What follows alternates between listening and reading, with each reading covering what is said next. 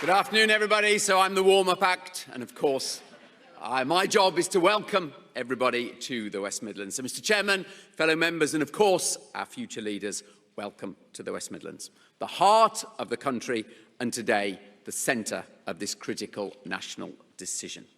We've got members from across the region here with us today, from Shrewsbury to Solihull, from Warwick to Wolverhampton, and you are indeed all welcome.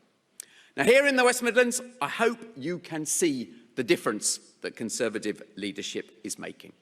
We're busy renewing our region, laying the foundations, and you can see the cranes in the skyline. And today, as one of the most vibrant and diverse communities anywhere in the world, we are making huge progress. This is the fastest growing region over the last 7 years. We're the export capital of the UK. And of course, young people are voting with their feet. More young Londoners coming here than anywhere else. And at the same time, we've reduced our carbon emissions by 20% over just 6 years. And most importantly, we're working very hard to ensure that success is shared by everyone. Last year, over 20% more homes built here. We're investing billions in transport, and for the first time ever, now over half of our population are educated and have skills to level 3. So, you're here in a region that genuinely is seeing a renaissance. But the most important thing for today's debate is that that is happening under Conservative leadership. A Conservative mayor in partnership with a Conservative government. And the next chapter of this story will be written by one of the two gentlemen you'll be hearing from just a little later on. But let's not forget that that progress could all be thrown away by a hard left Labour government. So our new leader, quite simply, has got to secure the progress we're seeing. They have got to stop Jeremy Corbyn dead in his tracks. And this afternoon, we'll debate some of the great challenges facing Britain and think about our place in the world in the 21st century. And above all else, we will hear how our new leader will take that battle to Labour and will deliver for places like the West Midlands, modern, inclusive, and of course, progressive places in Britain. So, ladies and gentlemen, we've all got a great responsibility to choose our next Prime Minister. Good luck to both of the contenders this afternoon, and good luck to all of you in exercising your judgment wisely. Thank you very much.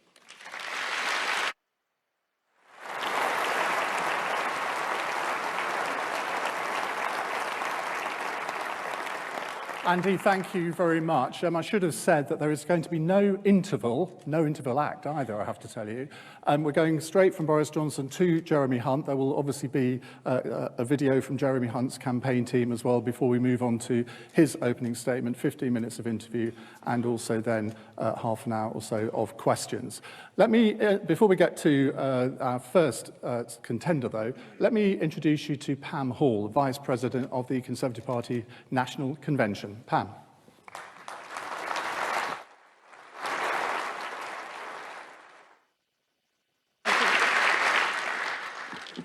Good afternoon, everyone. And I'm not just part of the warm-up today, I'm the stand-in warm-up because Andrew Sharp, unfortunately, has spent a couple of hours on the M25 this morning, so he's not here yet, but he will be with us later. But I'm actually going to read you his speech.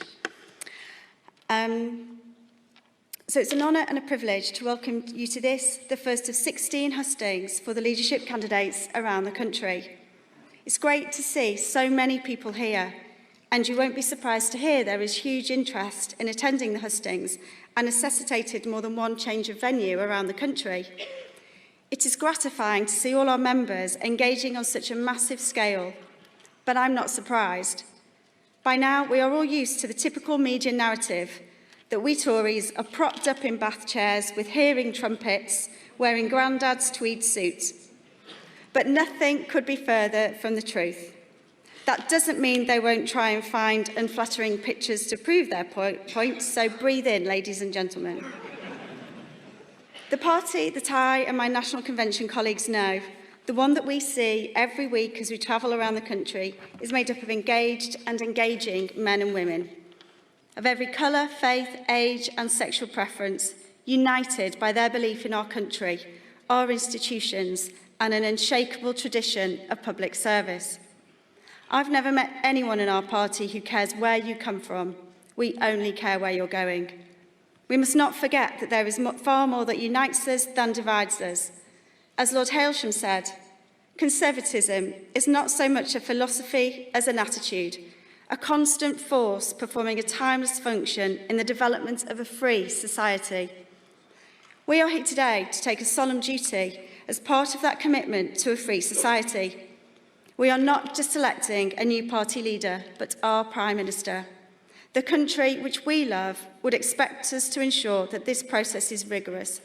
We need a Prime Minister who will deliver Brexit and beat our political opponents. Someone who, as those of us who knock on doors know, week in and week out, are less committed to that free society than we are. Last Saturday, the National Convention held the first hustings for the 6 candidates that were still in the race. I'm sure you will have heard feedback from that event by now, but if you haven't, it was an excellent day, good-humoured, positive, respectful and bursting with talent and good ideas. All those who attended were impressed by the quality on display, and I know that those same qualities will dominate these hustings. Supported by the National Convention offices, Andrew made the case at the party board that the leadership campaign had to reach every part of the United Kingdom. All members should have access to at least one hustings, and there was no disagreement. So at this point, we'd like to thank the party chairman, the Right Honourable Brandon Lewis MP, for his support with this. Andrew would also like to thank him more generally for his support for the voluntary party. He's been very consistent and we have more resources at our disposal than for many years, in a large part because of his efforts. I'd also like to thank your regional team, led by Jim Cooper, OBE. As you will know, Jim is a tireless advocate for the West Midlands and he is deservedly held in very high regard. Andrew's now given me a quote, which is actually from Winston Churchill, so I'm delighted to him for that. And it's what he said to his association when addressing them for the very last time in 1959. It resonates today, and I hope it will inform our final 2 candidates. By our courage, our endurance and our brains, we have made our way in the world to the lasting benefit of mankind. Let us not lose heart. Our future is one of high hope. That's spot on, and we look forward to the candidates outlining their vision for our future.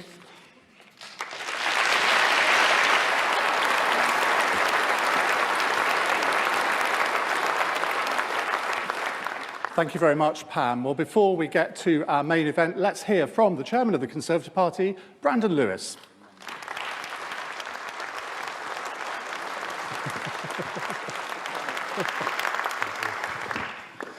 Good afternoon. Thank you. And it's a privilege to be back here in the West Midlands, somewhere that is so important both to our country and to our party, not just with the mayoral elections next year, with so many key seats for us. It seems very fitting that we start our hustings for the party here in Birmingham in the West Midlands. I also want to thank the 1922 committee, our colleagues in Parliament who have run such a fantastically efficient and professional process over the last few weeks that has led us to having 2 great candidates for us all to consider in the weeks ahead. And not just as your chairman, but as a long-standing member of the party, I absolutely appreciate the importance for all of us as members to have the chance over the next few weeks to hear from our candidates and to cast our votes for the next leader of our party in the solemn, absolute, understood knowledge that we are selecting the next Prime Minister of the United Kingdom. And that's why it is so important and why I'm so pleased that we are able to hold these hustings over the next few weeks in every region and every nation of the United Kingdom, so that every member will have their opportunity to come and hear from our candidates firsthand. And today we are live streaming this event so that everybody can see what our candidates have to say about the future of our party and of our country. And next week we'll be holding our first ever digital hustings as well, that everybody across the country will be able to view and take part in. Because we are determined to make sure that everybody knows what we know, which is that we are a party that understands the duty that lays before us. And I know all of you will take the opportunity both today and over the next few weeks, to make that decision well informed by what you hear. And I hope that this afternoon and over the next few weeks, you enjoy the hustings as we hear from both of our candidates who will be outlining to all of us the vision that they have got for taking our country forward and for taking our party forward. And that's a chance for us as a whole party to remind the country and show people across the United Kingdom why it is the Conservative Party that has the ideas, the vision and the enthusiasm and the drive to deliver opportunity for everybody across our country. Enjoy this afternoon and thank you for coming.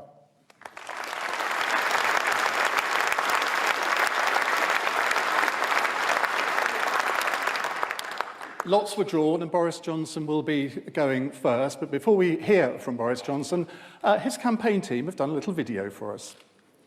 Nice to see you. Hello, good morning. Hello. Yes, of course you can.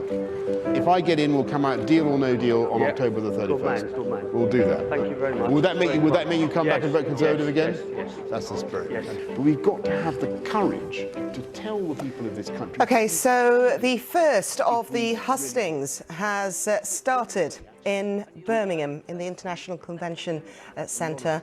What's currently happening now is that there is a video, a Boris Johnson campaign video that is being played. We've heard from Andy Street, the Mayor of the West Midlands, Pam Hull, she's the Vice President of the National Convention, and also Brandon Lewis, Chairman of the Conservative Party. Now, the event itself is being hosted by Ian Dale, LBC presenter.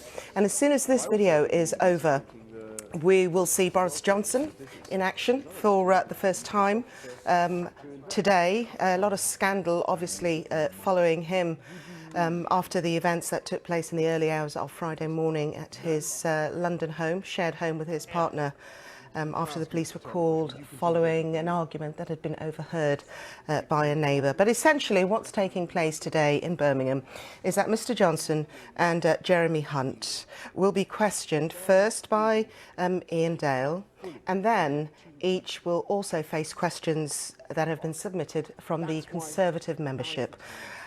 Questions which we understand Ian Dale has been given free rein to choose. There has been no preparation as to what the two candidates will be facing. So a number of hustings taking place. This is the first of 16 in Birmingham. Also on the 27th of June, if I just take you through some of those hustings, it'll be in South Central. The 28th, we're looking at South West. 29th, we head north to the Lakes and Borders. Also travelling to Northern Ireland. So really the length and breadth of the United Kingdom. And at 6th of July, we'll be in Wales. So that's the end of the video. Let's listen in. Good afternoon. Good afternoon. Good afternoon, everybody. Thank you very much, my friends. Thank you very much. Thank you very much, my friends. I cannot hide it from you that we meet in dark days for our party, and I have never known us to be down at 17 points in the polls. I've never known a national election when our wonderful Conservative Party should get 9%.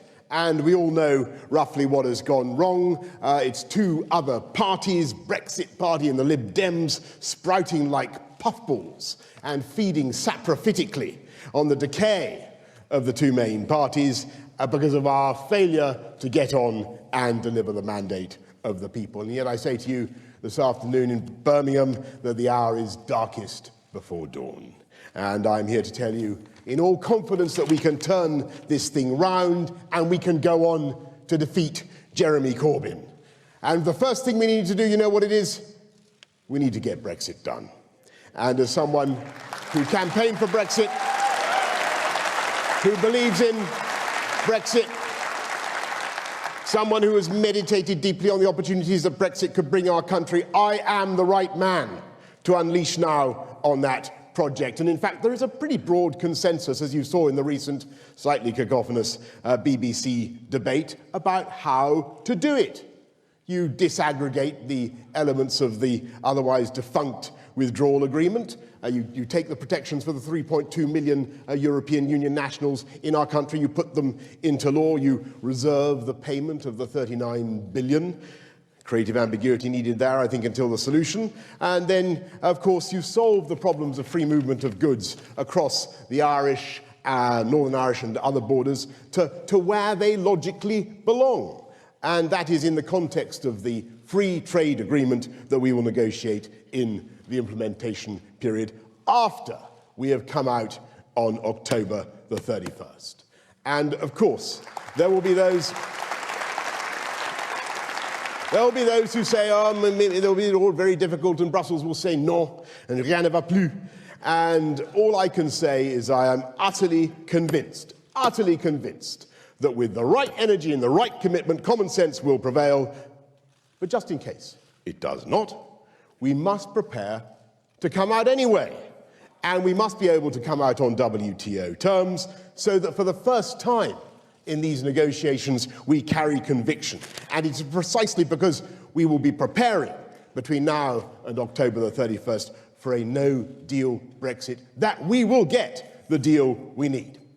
And if we can get this done and get it over the line, then we will pitchfork this incubus off our backs, we will end the sense of drift and indecision, and we will be able to get on with a fantastic modern conservative agenda. And if I could sum up in one sentence my ambition for this country, it is to unite our country, unite our society, and to bring the whole of the UK together in the way that we were able to do in London. Because when I became elected 11 years ago, they talked of a tale of two cities in London. We had 4 of the 6 poorest boroughs in the whole of the UK. Well, I can tell you after 2 terms, 8 years, at the end of my time as mayor, we had none of the poorest 20 boroughs anywhere in the UK in London. Society came together, and how did we do it? We did it by fantastic investments in infrastructure to help people on modest incomes get to their place of work. We got crime down to about 20%, we got the murder rate down by 50%, and of course we championed the resurgence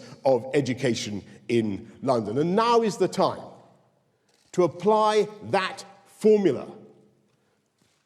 Education, investment in infrastructure, use of technology to bring our whole country together. Because too many people, look at that Brexit vote, too many people feel left behind by the incredible success of this country.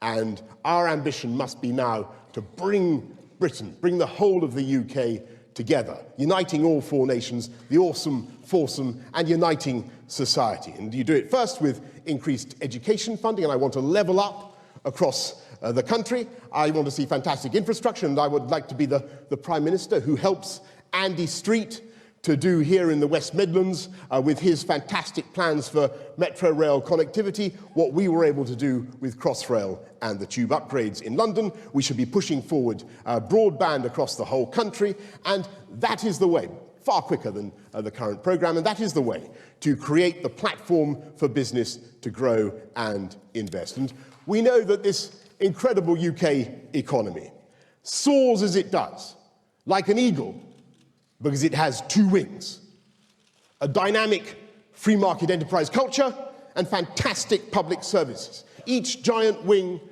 propelling the other. And Jeremy Corbyn just simply does not understand that. It's not just that he's a Hamas-supporting, anti-Semitism condoning apologist for Moscow. You continue with all the compound adjectives that you're familiar with. He would whack up taxes, corporation tax, financial transaction tax, inheritance tax, income tax up to 50%, all to pay for his deranged £300 billion programme of renationalisation. And he and John McDonnell would pluck by taxation so many feathers from the wealth-creating wing that the whole UK economy would go into a death spiral. So let's keep Corbyn out. Let's keep McDonnell's plucking fingers away from this country, and let's take Britain forward. Let's take Britain forward in all the incredible range of businesses and industries in which we lead the world. We are here in the birthplace not just of the Industrial Revolution, the first Industrial Revolution. The incredible thing is that Birmingham and the West Midlands are today still the home of revolutions in new technology that will not only cut CO2, the battery technology that's being pioneered in this area, not only cut CO2, but create tens of thousands of jobs this year and in the future. What we need to discover now, my friends, is a new confidence in our country. We need to revitalise our party. We need to unite and defeat Jeremy Corbyn, and I believe we can do it. And in case I have failed to make this point earlier on in these remarks, and seeing as I have 32 seconds left, let me remind you that the last time I had to face an emanation of the London Labour left, considerably more fertile and ingenious than Jeremy Corbyn, I was able to defeat him when we Conservatives were 17 points behind Labour in London. We did it then, we can do it again. We can and we must. And I believe that if I'm allowed to succeed in this contest, with your help, we will. And I hope I can count on your support. Thank you very much.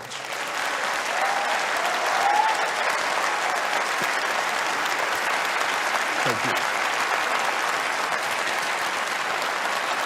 Thank you.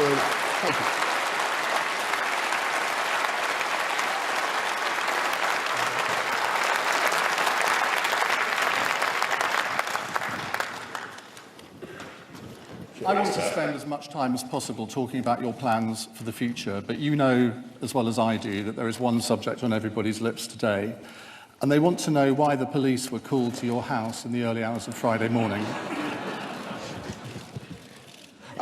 Thank you, Ian, and thank you very much for your kind remarks and your generous introduction, and thank you everybody for coming along to these first and most important hustings that we're going to be having.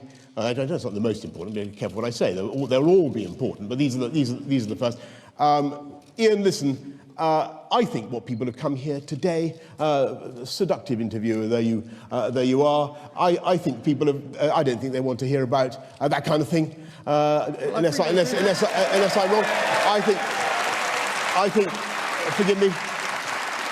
I think what they want to hear, is what my plans are for the country and for our party. We will come on to that. And I know you're going to have to come back, and I salute your indefatigability as a journalist. And but I'm under the sad obligation of wanting to get my message across to our party. Well, you've just taken up a minute with that answer, which has told us absolutely nothing. If the police are called to your home, it makes it everyone's business. You are running for the office of not just leader of the Conservative Party, but Prime Minister. So therefore, a lot of people who admire your politics do call into question your character, and I think it is incumbent on you to answer that question. That's, okay, well, look, that's a fair point. And people are entitled to ask about me and my determination, my character, and what I want to do for the country. And let me just tell you that when I make a promise in politics about what I'm going to do, I keep that promise and I deliver. And sometimes I must confess that when I was mayor in London, I even delivered some of the promises that people thought were most eccentric and most unwise. I mean, people said that we shouldn't have an open platform on the back of the new Route Master bus. I think they said that Brussels was against it and that it was against health and safety.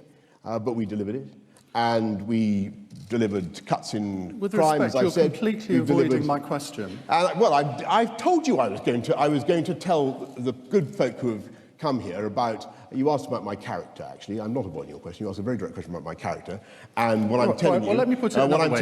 Let me put it another way. Does a person's private life have any bearing on their ability to do the job as Prime Minister? Promises, and when you look at my determination to deliver for people who vote for me, when I say I will do X, I generally speaking deliver X plus 10. So we said we were going to cut crime. We actually cut crime, as I said, by almost 20%. We cut the murder rate in London by 50%. We massively increased investment in transport. And it was, broadly speaking, a golden age. And I think most people, if I can say, most people would really rather judge my ambitions and my character and my programme by what I deliver. No, what they want to know is...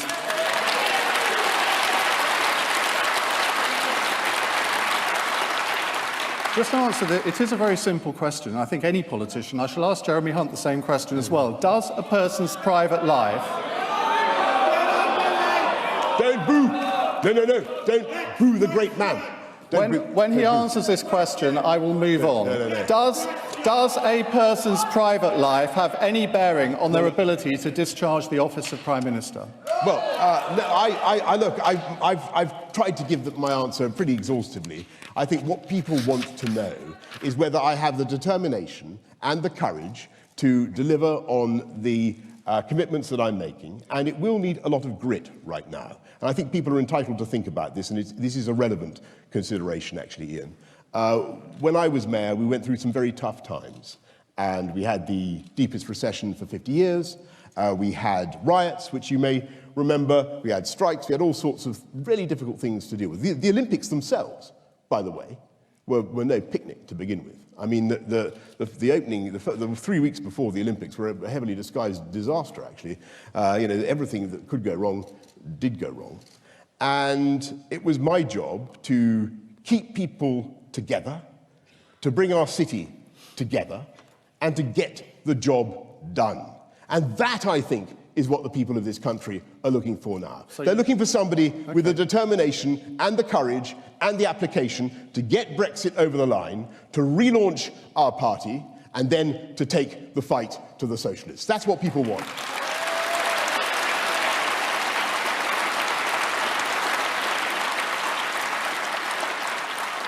So just to be clear, you're not going to make any comment at all on what happened last night? I think that's pretty obvious from the foregoing, Ian. But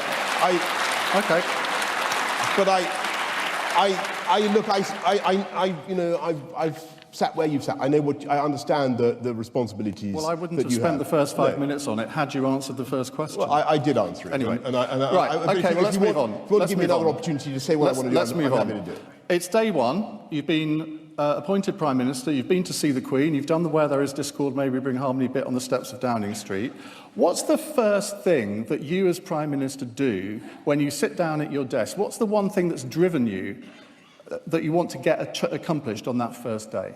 Well, I've spoken of three things just today. We need to do more for education funding in our country, and I think that the formula currently doesn't work. And speaking as somebody, who's very lucky in his life, I've been very lucky, but I want to see kids around the country have an opportunity, have the basic tool of self-improvement that every child in this country deserves. And at the moment, the funding formula does not work for schools across the UK in the way that it should. We need to level up, and we need to do it fast. So that's number one. Number two, I want to see, as I've said earlier on, I want to see a rollout of full fibre across the country. It's insane that there are whole towns in the UK, rural areas, that are not getting access to the internet in the way that they have in Spain. The internet is no longer a luxury. It's the basic utensil of economic growth and of communication. And we've got now whole areas of the country where people are looking at the spinning pizza wheel of doom, when in Spain they have 85% coverage of full fibre.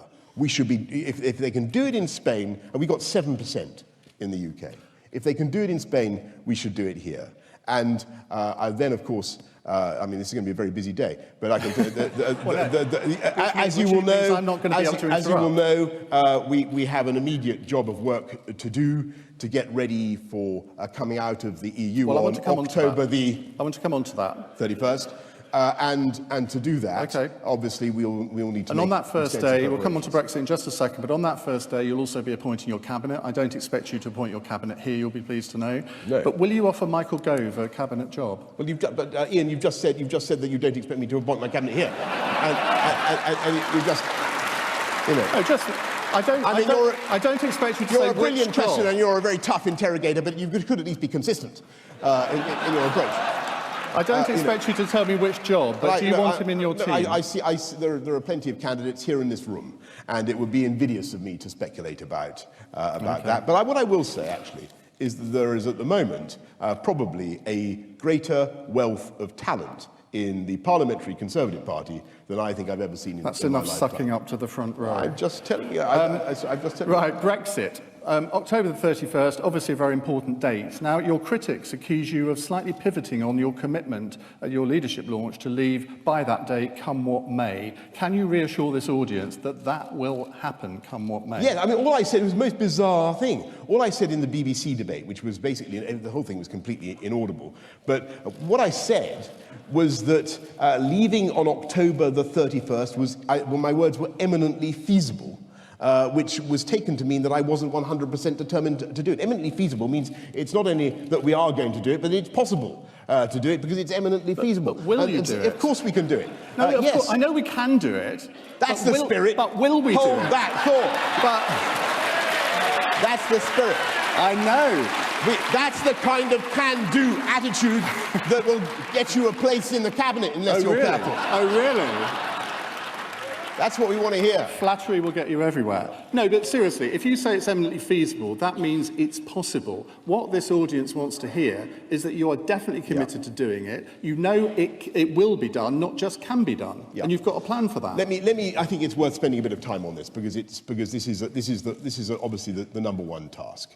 And clearly, there is a change in politics since March the 29th when we failed to come out and then failed to come out again on April the 8th. And as I was saying in my introduction, what we have now is both parties really staring down the barrel because, as I said, we're losing votes to parties that are quite properly feasting on our failure to get this done, both the Liberal Democrats and, of course, the new Brexit Party. And you would expect them. You would expect them to move into this territory because we failed to get it done. And so I think all of us in the Conservative Party and in the Labour Party, who are not doing that much better than us, I mean, you know, superhuman incompetence of the Labour Party, they actually managed to go backwards in the recent council elections. We didn't do very well, I have to say.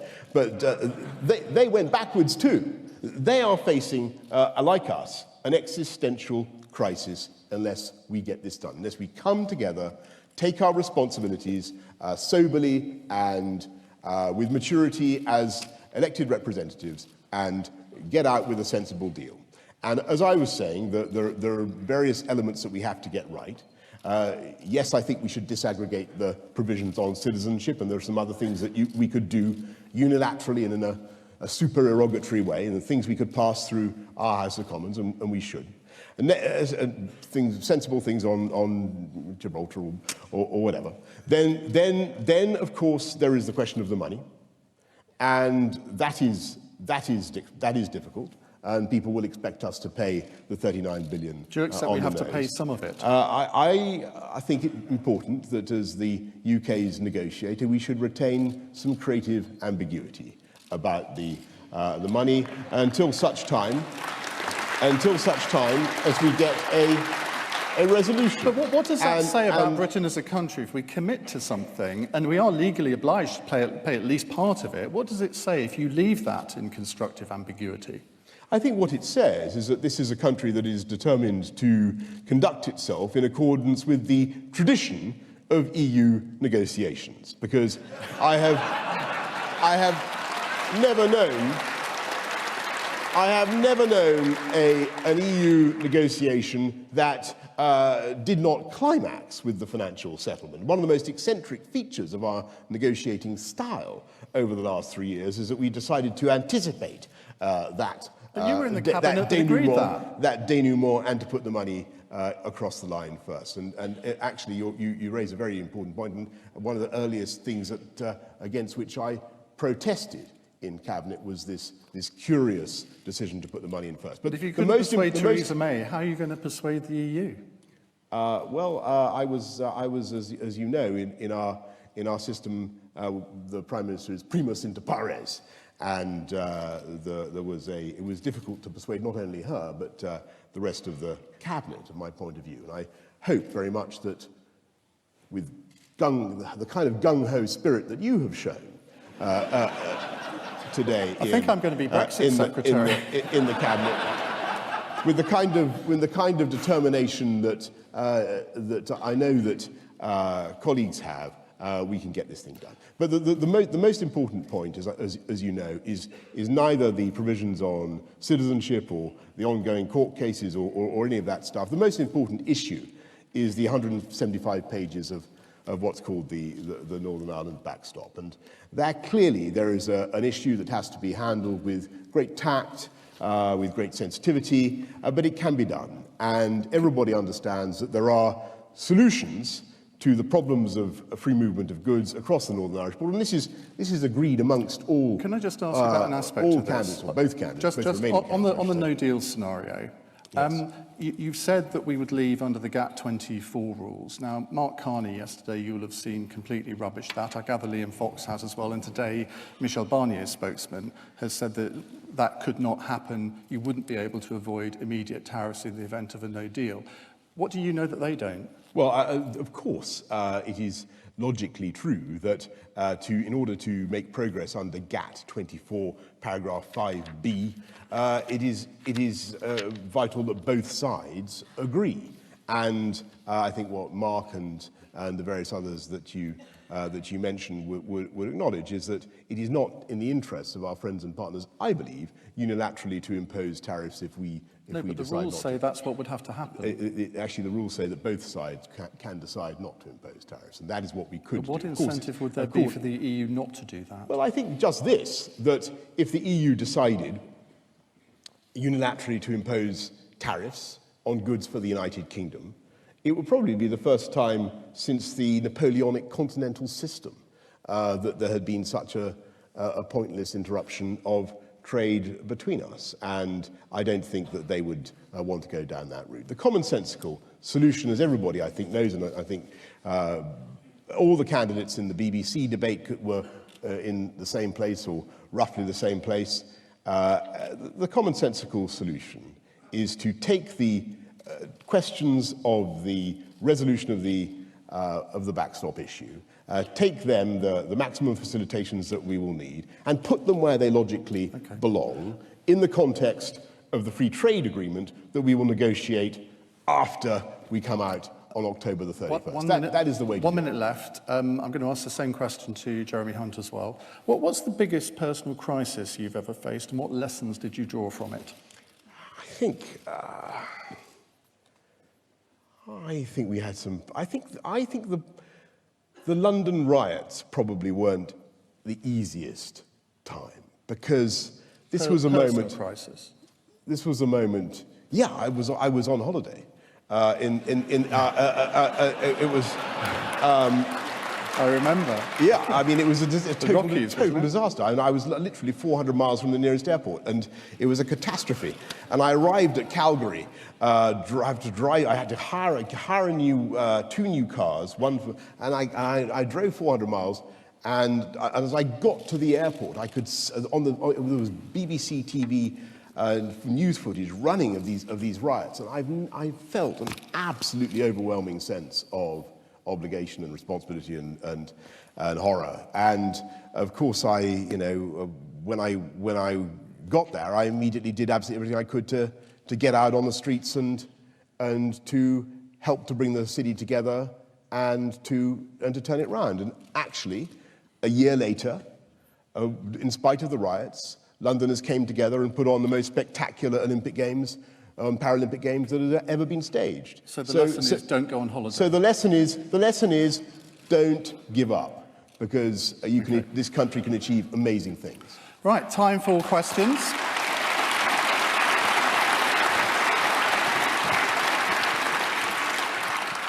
Right, if we could have the lights up. Jonathan Gullis has a question. Jonathan, where are you? Over here.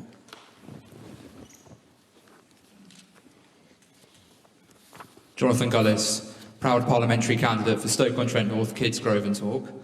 Mr Johnson, would you increase police levels back to pre-2010 levels?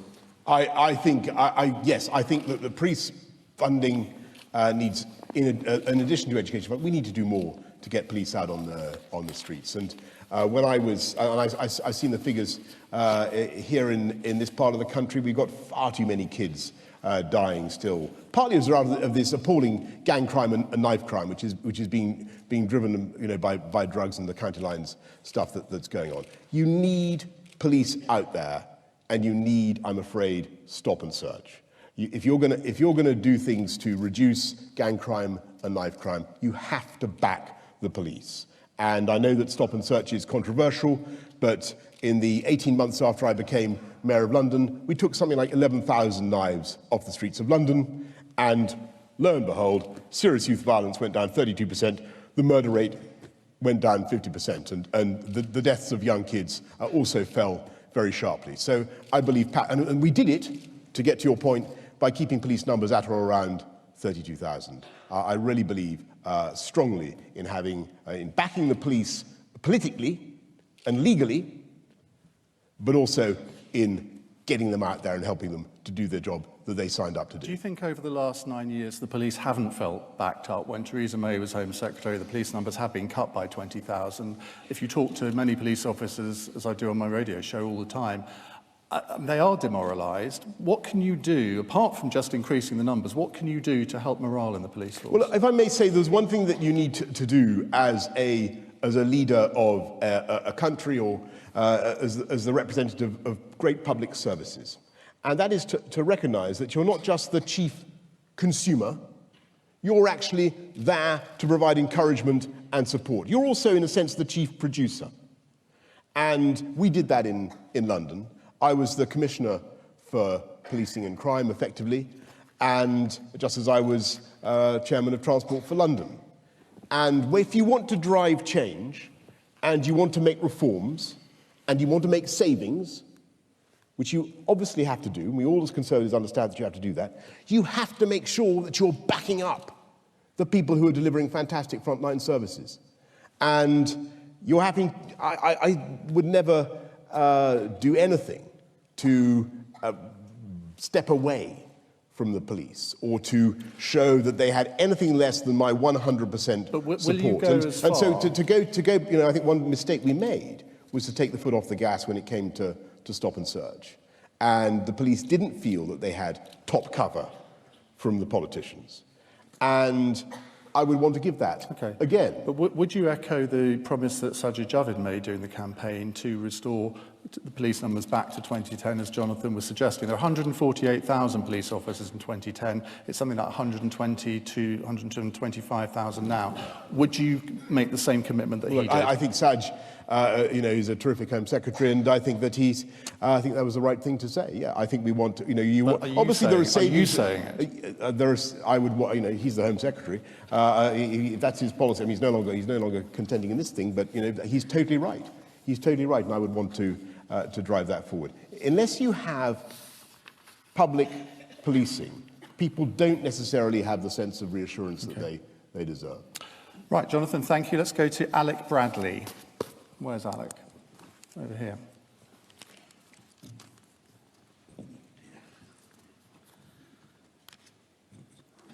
In June last year, during a Foreign Office reception, you were asked about corporate concerns regarding a hard Brexit. You replied, "Fuck business."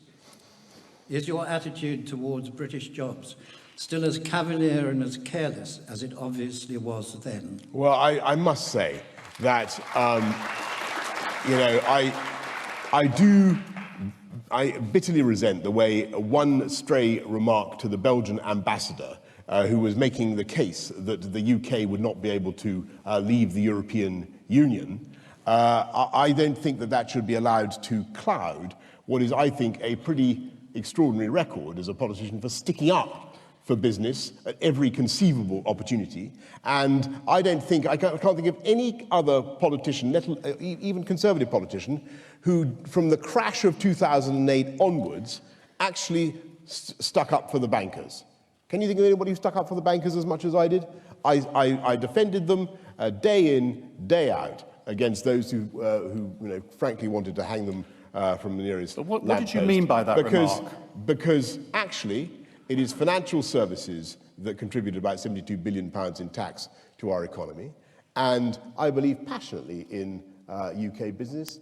And as Foreign Secretary, I might say, in answer to the gentleman's question, I spend a lot of my time actually promoting UK business, both in this country and abroad. And I will continue to do so if I'm lucky enough to succeed. You could have said, in response to the election. Belgian ambassador, you could have said, well, businesses are terribly resilient. They will adapt to new Which is circumstances. true. But instead, you said that phrase. What did you actually mean by that? Well, I was referring to very powerful lobby groups who wanted to have a particular type of exit from the European Union, or non-exit from the European Union, that would not actually achieve the result that we want. I really think, no,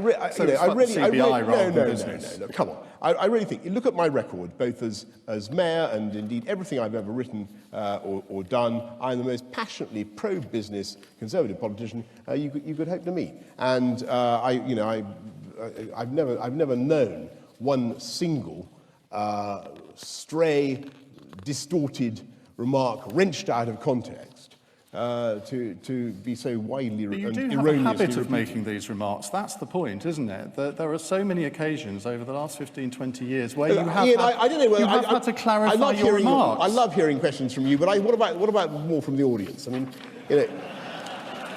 I think if you go through the millions of words that I have said or written in the last 30 years, of course, like with our friend at the cocktail party. I think it was my own cocktail party coming.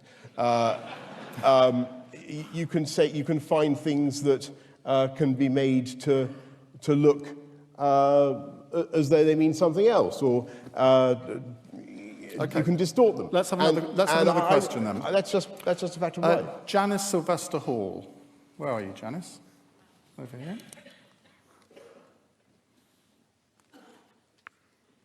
Good afternoon. So I'm Janice Sylvester Hall, and as a councillor in the district of Lichfield, I'm keen to hear your plans now for HS2. Let me tell you that HS2, I represent Uxbridge and South Ruislip, and HS2, I'm afraid, I mean, we managed to get a tunnel out through a lot of it, but the fact is that it is going to cause a great deal of difficulties for my constituency. If I wanted to be chaired in triumph down the streets of Uxbridge, I would come out firmly against HS2. But well, here's your opportunity. But let me say I'm a passionate believer in transport infrastructure in this country, and what I've decided to do is to and I hesitate before coming in and simply scrapping a great national project. I have anxieties about the business case for HS2. I think there are questions, legitimate questions, that any incoming Prime Minister would want to satisfy himself about, or herself about, before what I think is a no-go decision in December about profiling of the spend and so on. What I will do, and I've discussed this with Andy Street and others, what I will do is I will have a review, but that will not be a review that interrupts the current timetable. I'll ask Doug Oakerby, who chaired Crossrail originally and many other things, to look at that business case, to look at the profiling. And it would not, as I say, it would not interrupt the current timetable. No, but how long would the review last? It would obviously enable the go-no-go, the final go-no-go decision to be taken in December. And, for me, thinking about infrastructure in this country, we clearly need to do better. We clearly need to do better. And that's one of the lessons of Brexit. It's not just broadband. We should be doing incredible things with Northern Powerhouse Rail, and we should be doing wonderful things here in the West Midlands as well. So I want to have a holistic approach. It's interesting you mentioned visionary projects. You had a visionary transport project, the Thames Estuary Airport, and I was rather disappointed to read last week that you've abandoned that, because I thought if you became Prime Minister, you might actually bring it back. Well, all I can say is that that is not on the agenda. Why? Because Parliament has voted to give outline planning permission to, as everybody knows, to the third runway, and again, which is in West London. And I've long had anxieties about that project as well.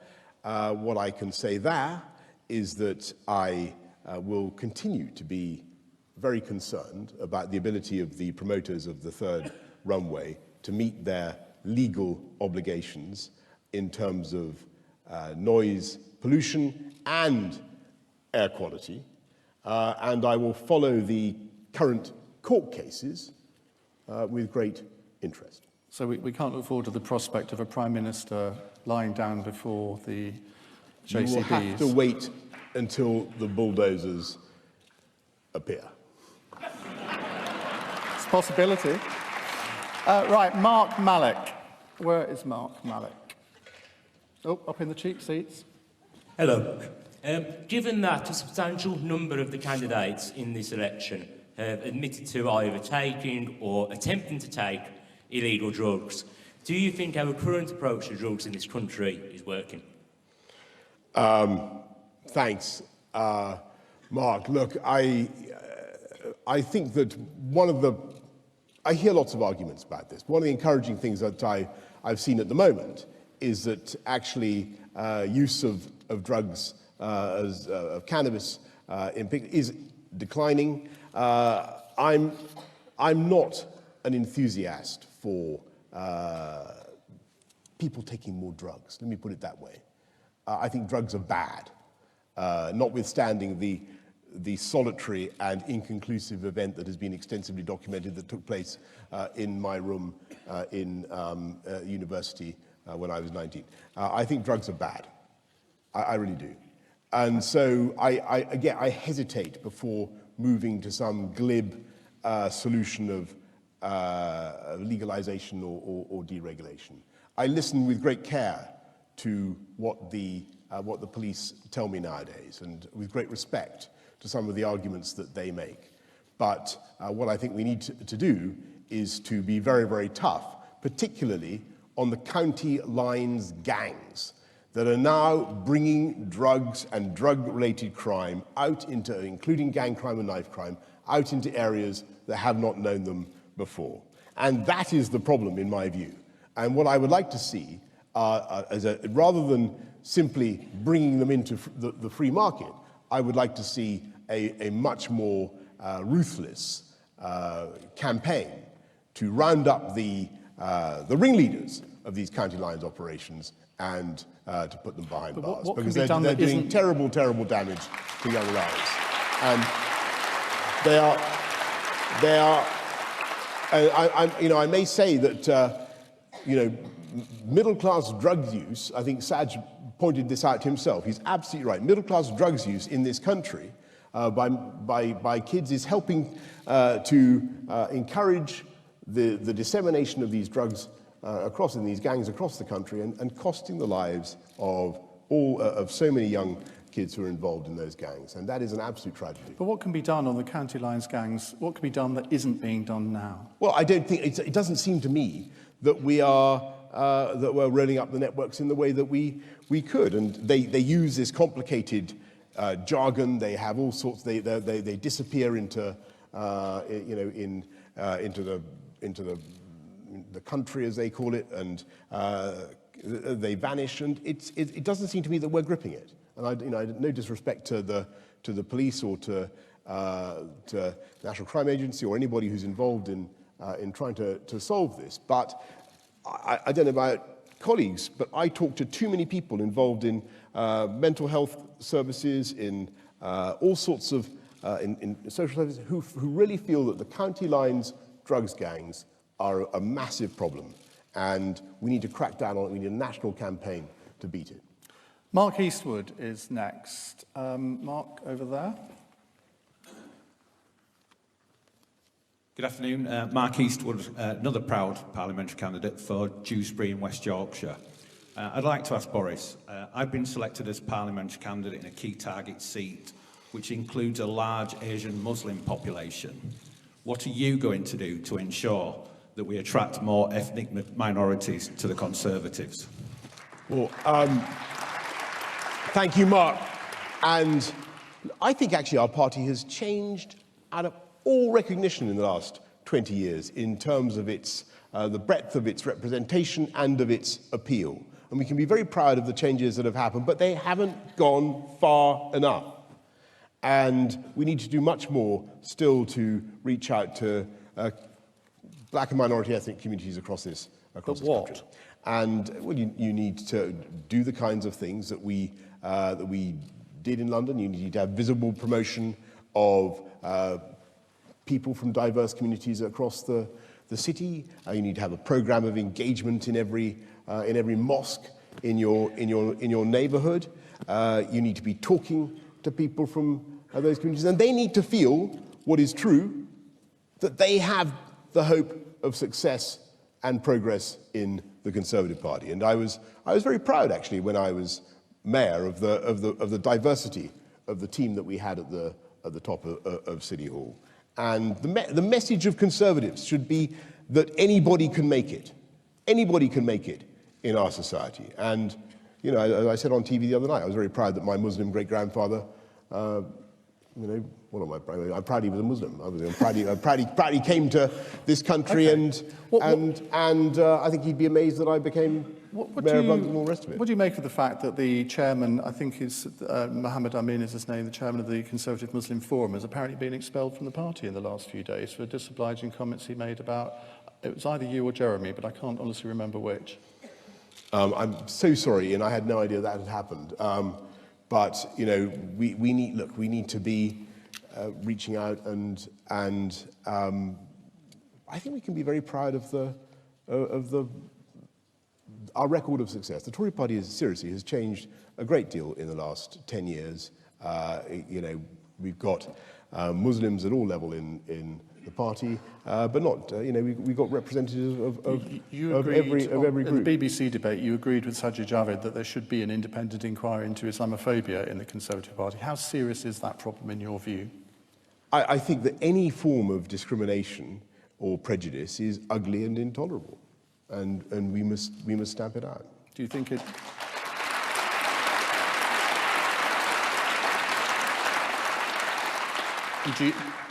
Have you had personal experiences? Have you had people come to see you to say, look, this is a real issue?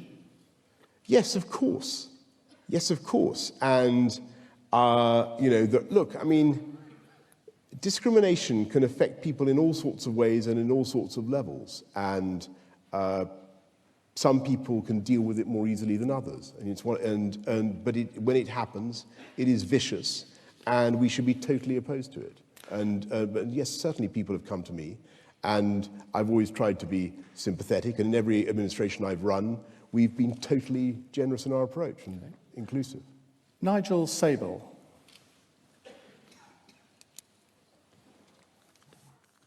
Over here.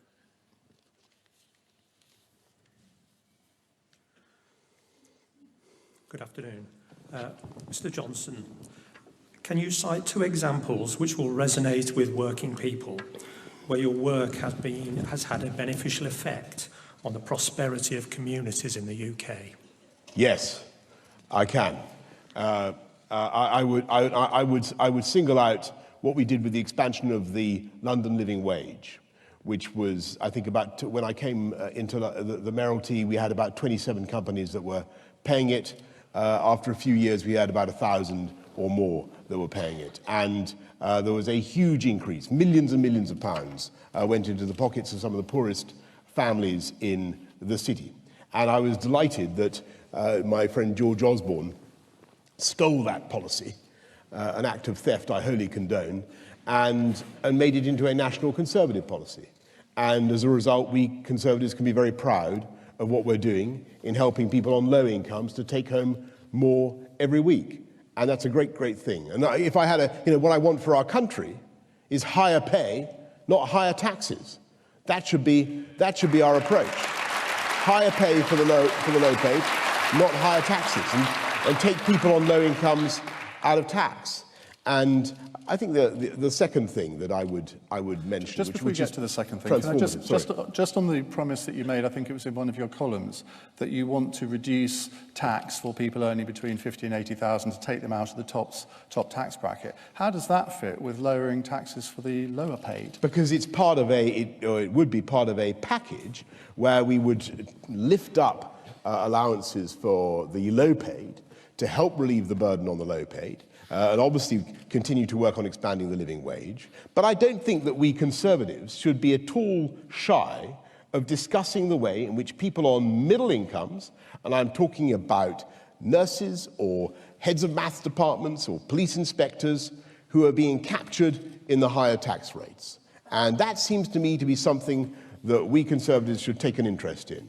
And if we can do something to reduce the burden of taxation, not just on the whole country, but on people on middle incomes, that will be a very good thing. We should not be at all shy of discussing that. Okay, your second thing. And the second thing, well remembered yet. The second thing I'm very proud of, that really made a huge difference, I think, to people across our city, was well, I could mention a lot of things, but I'll mention housing. We built a huge number of homes, but I want to stress, since I know that this is a slightly neuralgic issue for good Conservatives, we built them, and we were able to build them by making use of fantastic transport infrastructure to develop brownfield sites, transport hubs, where it was possible to build good quality homes without going on to the green belt. And that makes a huge difference to the people of this city and the people of our country. Do you have a target per year? Well, in 1968, I think this country produced about 470,000 homes. They were huge. And we should be at about 300,000, where, as you know, perhaps more, we're well behind those numbers. I'm not going to set a target, but we're clearly falling short at the moment. But in order to reach those numbers, we have to put in fantastic transport infrastructure. And let me give you one example of where we could do it. Crossrail 2. What is happening with this guy, Sadiq Khan? You know, I don't want to, sound like the President of the United States, but, this, I mean, this is a fantastic project. If we built Crossrail 2, you would not only solve the problems of all the commuters coming in to southwest London, but you would liberate, you'd be able to build about 200,000 homes on brownfield sites in the Lower Lee Valley. Come on, we should be doing it, and we should get on with it. And that is the way to do it. I don't want to set targets because, you don't need them at the moment. What you need is a much more ambitious program. Nigel Demery.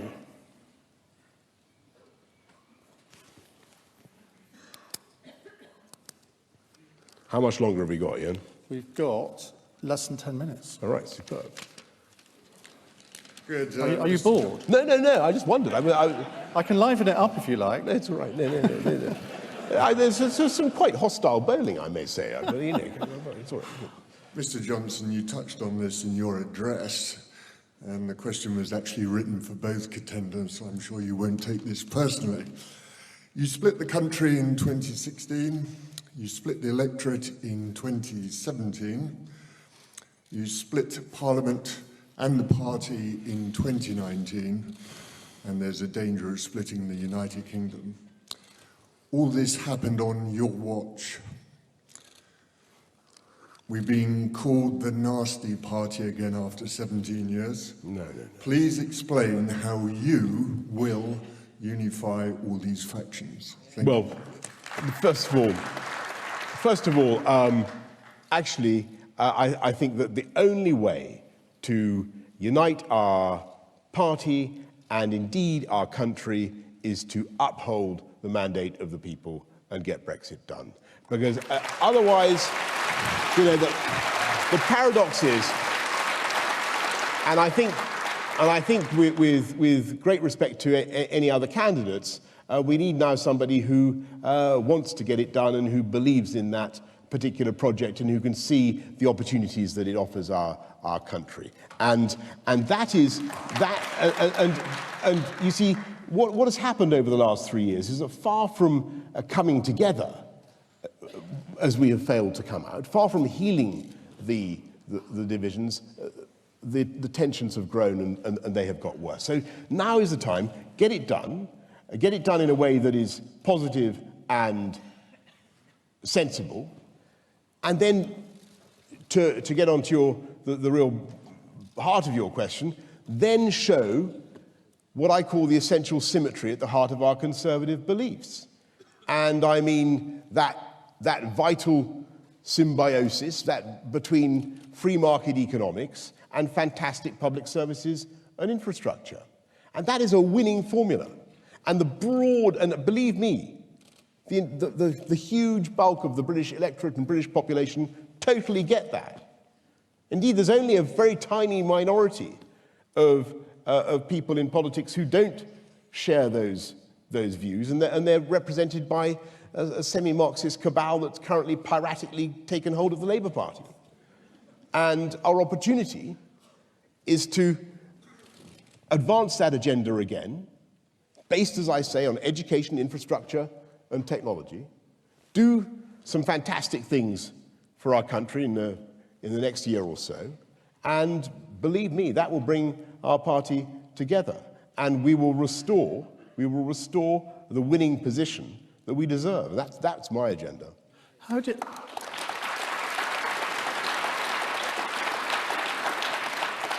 How do you bring together the Conservative Parliamentary Party? Now, you've got over half their votes, so that's a good start. But how can you get... Yeah, but let's just hold that thought. That was a very good point, Ian, you just made, which a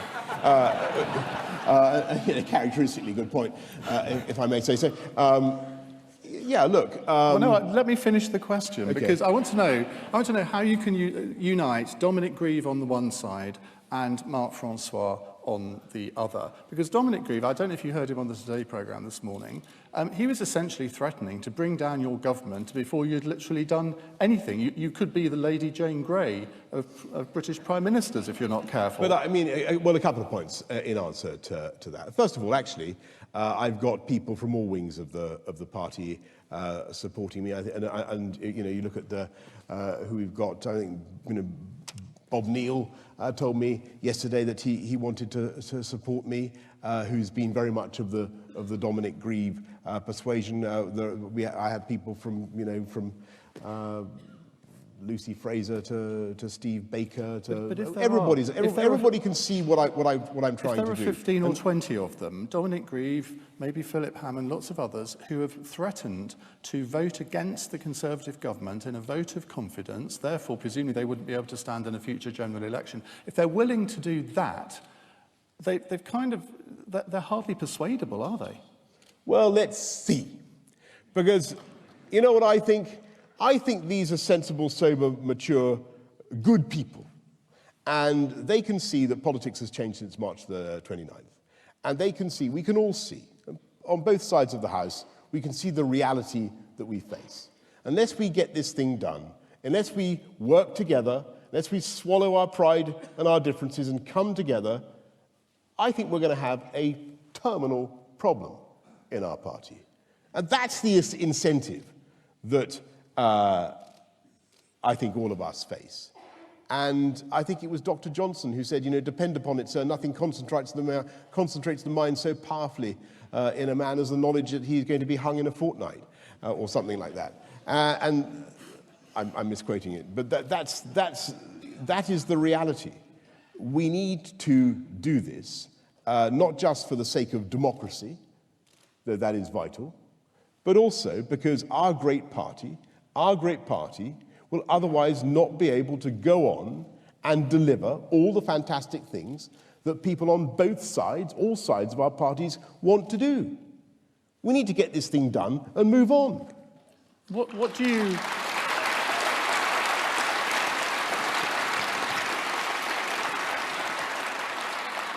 What do you make of the fact that Rory Stewart said he would be quite happy to work with Nigel Farage to bring Brexit about, but wouldn't work with you? Well, what can I say?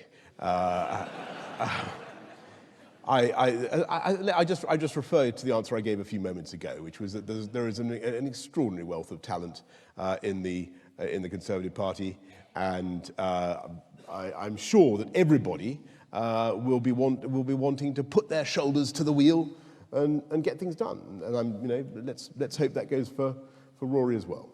Boris Johnson, thank you very much. Thank you. Thank you very much. Thank you, everybody. Thank you. I'll see you later on. I'm coming to Southern Coldfield in a minute. See you.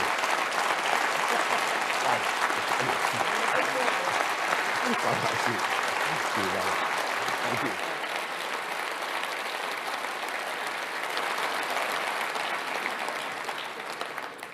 Well, ladies and gentlemen, we'll have a quick 2-minute reset and then we will see a short video film from the Jeremy Hunt campaign.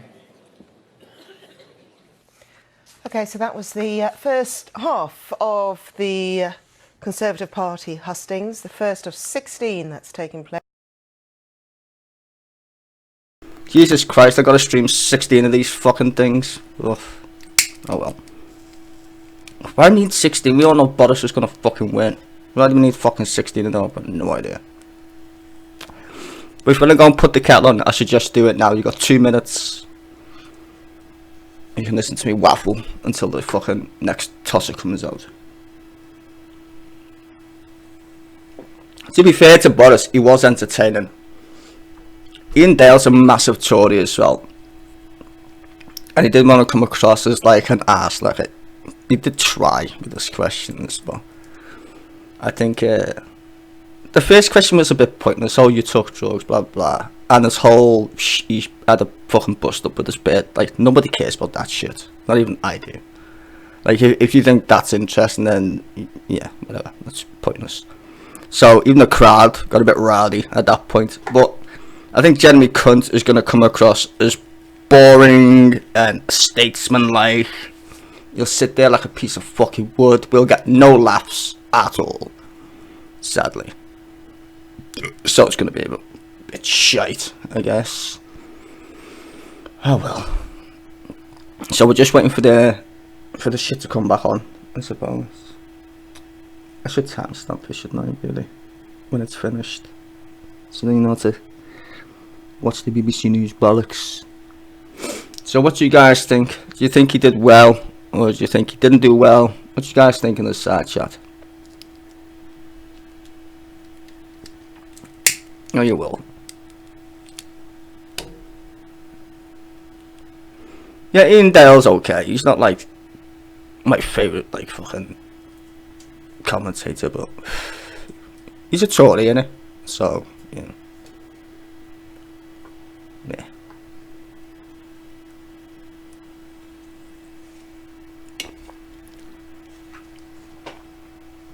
Claims are they trying to blast his facts now? What's she up to?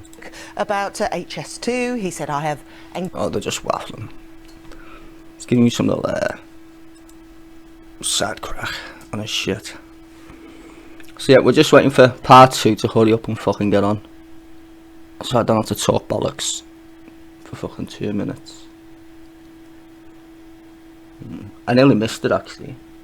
I got up and I was like, shit, where's the hustling thing on? So I checked the fucking BBC, it was already on. I was like, ah! Let's go live straight away, which is quite funny. Yeah, I think they're gonna get a general election bash. Definitely. Because if Dominic, that fella, used to be the former, whatchamacallit, Chancellor bloke. Not Chancellor. What the fuck's he call it? Forgot. He used to be the government's head lawyer, basically. But I forgot what it's called. But he's got 40 people with him. That's a lot of people if they want to vote against the government. Because he can't stand Boris Johnson. Yeah, he used to be the government's lawyer, but there's a name for it. Attorney General, that's it. He used to be the Attorney General. So we'll see what happens there. So that should be interesting if he gets done in October. Well, he gets elected on, what is it, the 22nd of July. So if he's Prime Minister by the 22nd of July, or thereabouts, then we could have a general election come August, maybe. Even before we even leave. See, if there's a general election, that's going to be mad, isn't it? Is then what happens? Then do we have to go back to the EU and get an extension because we're having a general election? I suppose so. That's one way to stop it, I guess. So That's going to be interesting, isn't it? Yeah. That's going to be interesting indeed. So if you just come here and you're thinking, why is some Scouse fucker talking? It's because we're waiting for part 2. So keep your knickers on. Part 2 is coming up in about a minute or so. I'm just waiting.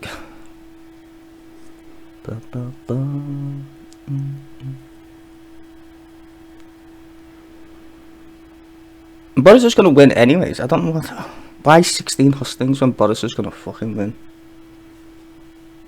Oh, we're back. Let's have a gander. Before he took Jeremy or takes to the podium and gives a speech around 7 minutes long, and then set to face questions from Ian Dale and also members of the Conservative Party. So the video will be coming to a close in a few seconds, and I believe that is it. So Jeremy Hunt now heading to the podium. Let's just listen in.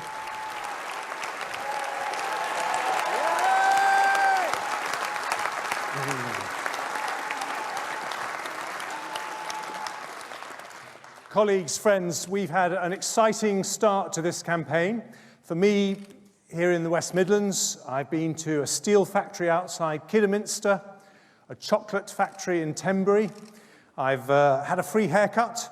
I made a Balti in Birmingham. And, you know, the internet, because I'm the underdog, the internet has been kind to me for the first time in my life.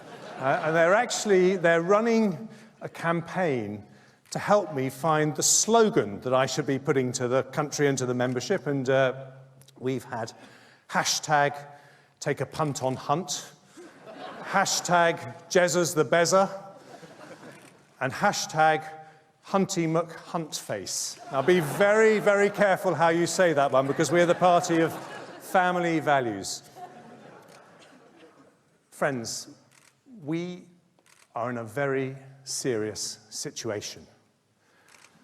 Get things wrong, and there will be no Conservative government, maybe even no Conservative party.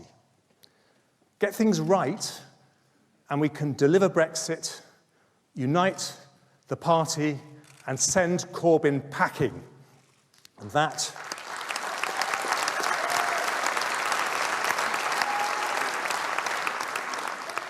our choice.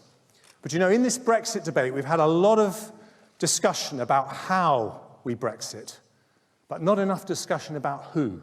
Who is the Prime Minister we trust to send to Brussels and lead us out of this crisis? And we send the wrong person. Catastrophe awaits. If you choose me, I'll be the first Prime Minister who's been an entrepreneur by background. How many people here have set up their own business? Put up your hand if you set up. That's the Conservative family. Lots and lots of hands going up. And what is it that we entrepreneurs do? We negotiate. If we send the wrong person, there's going to be no negotiation, no trust, no deal. And if Parliament stops that, maybe no Brexit. Send the right person, and there's a deal to be done. Send that right person, and we can do what we all need to do, which is to come back with something positive for our country. And that's what I want to do. And when we do that, what incredible opportunities await this fantastic country.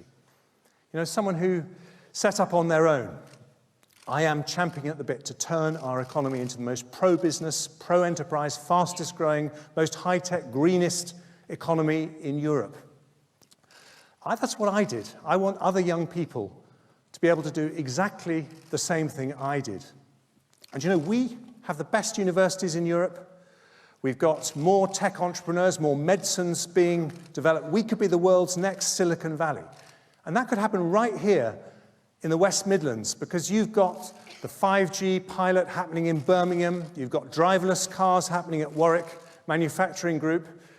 You've got so many gaming companies in Leamington Spa. It's been rechristened Silicon Spa Not the kind of spa that you take your wife to after you've got her nationality wrong, mind you. But there is this potential, incredible potential, and I'm going to take a giant step to making that happen by a radical cut in corporation tax to 12.5% Irish levels to turbocharge the British economy. I want to land an economic...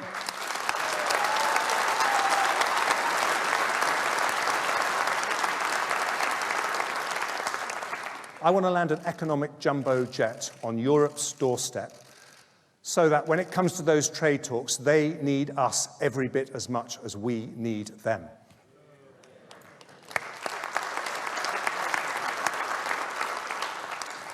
Now, I'm also the Foreign Secretary who wants Britain to walk tall in the world. My dad was in the Navy. We followed him around from Plymouth to Portsmouth to Surrey to Scotland, which is why, by the way, I'm passionate about our union. Thanks to his generation, we won the Cold War.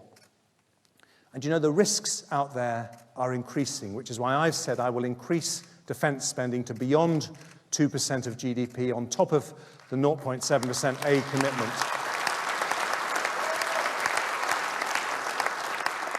And I've said I'll do that, not just because of increasing aggression from countries like Russia, because at the point of Brexit, I want the world to know that Britain, the country, one of the very few countries that has championed democratic values and the security necessary to underpin it. I want the world to know that Britain is here, Britain's back, Britain's voice is strong in the world, and we will defend our values.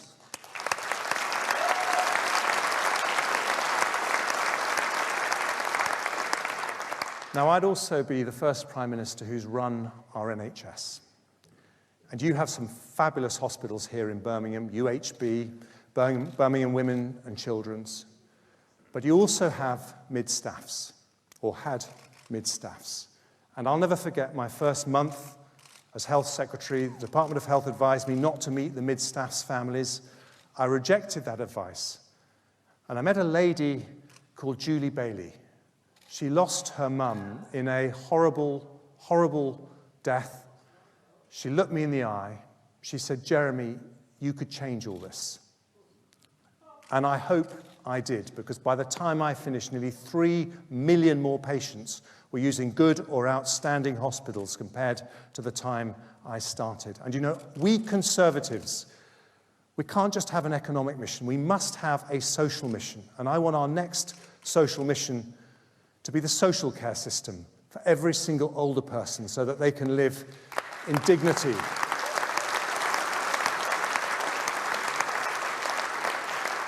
And I want it to be the education system so that no one leaves education not able to read or write, not with a rigorous qualification so they can get a decently paid job. I want us to be the first government, a Conservative government, that abolishes illiteracy in our society and shows the world our Conservative values.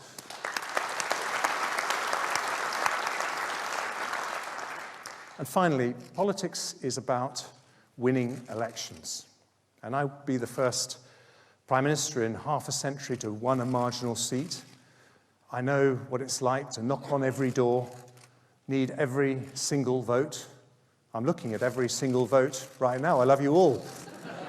And there are some very, very important marginal seats in the West Midlands: Stoke North, Halesowen, Stourbridge, Walsall North, brilliant MPs.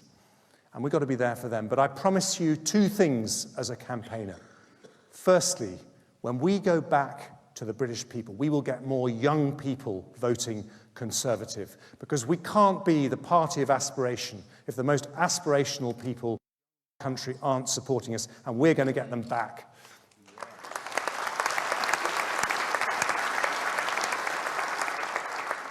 And the second thing I promise you is I will never provoke a general election before we've left the European Union. I won't do it. The lesson of Peterborough is that that would kill us. Ignore that, and we ignore the crocodile lurking under the surface of British politics. A Labour Party led by the most ruthless, dangerous, anti-Western, anti-British, hard-left cabal there's ever been under Jeremy Corbyn.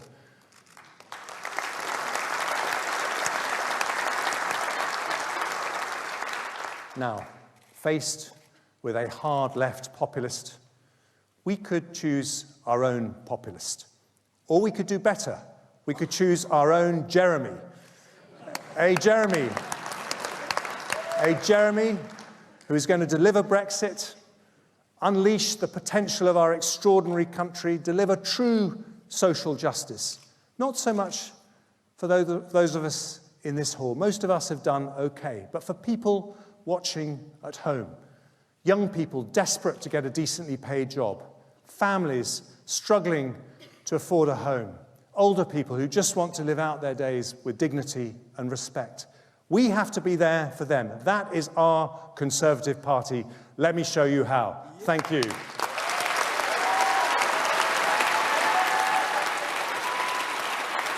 Hello.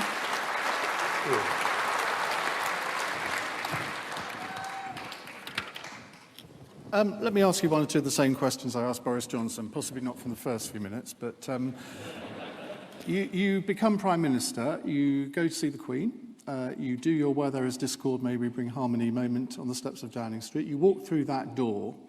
What's the first thing that you turn your attention to? What has been the one issue that's driven you that you really want to get solved? Well, the first issue that we have to do for this country before we do anything else is to solve the Brexit crisis. And it's very important as Prime Minister that you only make promises, whether before you become Prime Minister or when you've become Prime Minister, that you're actually going to keep. And one of the reasons that we failed to get a deal that could get through the House of Commons is because the EU stopped believing that the British government could deliver the British Parliament. So let me answer that question. The first thing I would do would be to put together a Brexit negotiating team that would include, for example, the DUP, the ERG, the Brexit purists in our party, Scots Tories, Welsh Tories, One Nation Tories, a team of people so that the EU knew that whatever we were proposing, we could deliver through Parliament. Basic first rule of negotiation. But there's something that doesn't add up there, isn't there? Because if you only include Conservatives in your negotiating team... DUP. Well, DUP. okay, and the DUP. Well, that but gives if us a majority. if you're not including other parties, how can you be sure it'll get through? Because as we all know, there are plenty of Conservatives who will be determined not to support anything that you negotiate. Well, that's not my reading of the Conservative Party. I think that there are plenty of Conservatives who would consider bringing down the government if they thought we were deliberately going for a no-deal Brexit. But they want to deliver on the democratic outcome of the referendum, which is an absolute democratic necessity for our country right now. We need to recreate that Conservative DUP family that can get us a majority in the House of Commons. That is the only way. We've tried it with Labour, it didn't work. We've got to do it this way. But even with the DUP, and depending on how this by-election goes in Brecon, you could be down to a majority of just 2 or 3. Even with them, you can't be sure that you can get it through the Commons. Surely you need to reach out, which is what some people wanted to do back in 2016, reach out to the other parties, bring them involved then, but Theresa May refused to do that. Well, I don't think that's the right strategy. I don't think it would work. I think Labour has only one objective, which is to provoke a general election and put Corbyn in Downing Street. And by the way, if Corbyn gets into Downing Street, there will never be Brexit. That man will never be allowed by his party to deliver Brexit. And that is why it is so important that we hold together as a Conservative DUP family and get on and deliver Brexit. Second on that, because of course, before he became leader of the Labour Party, he had a Eurosceptic voting record as good as John Redwood's. You didn't. Well, let's look at his record since he's been leader of the Labour Party. At every stage, when he's had choices that could deliver Brexit, he has chosen the opposite.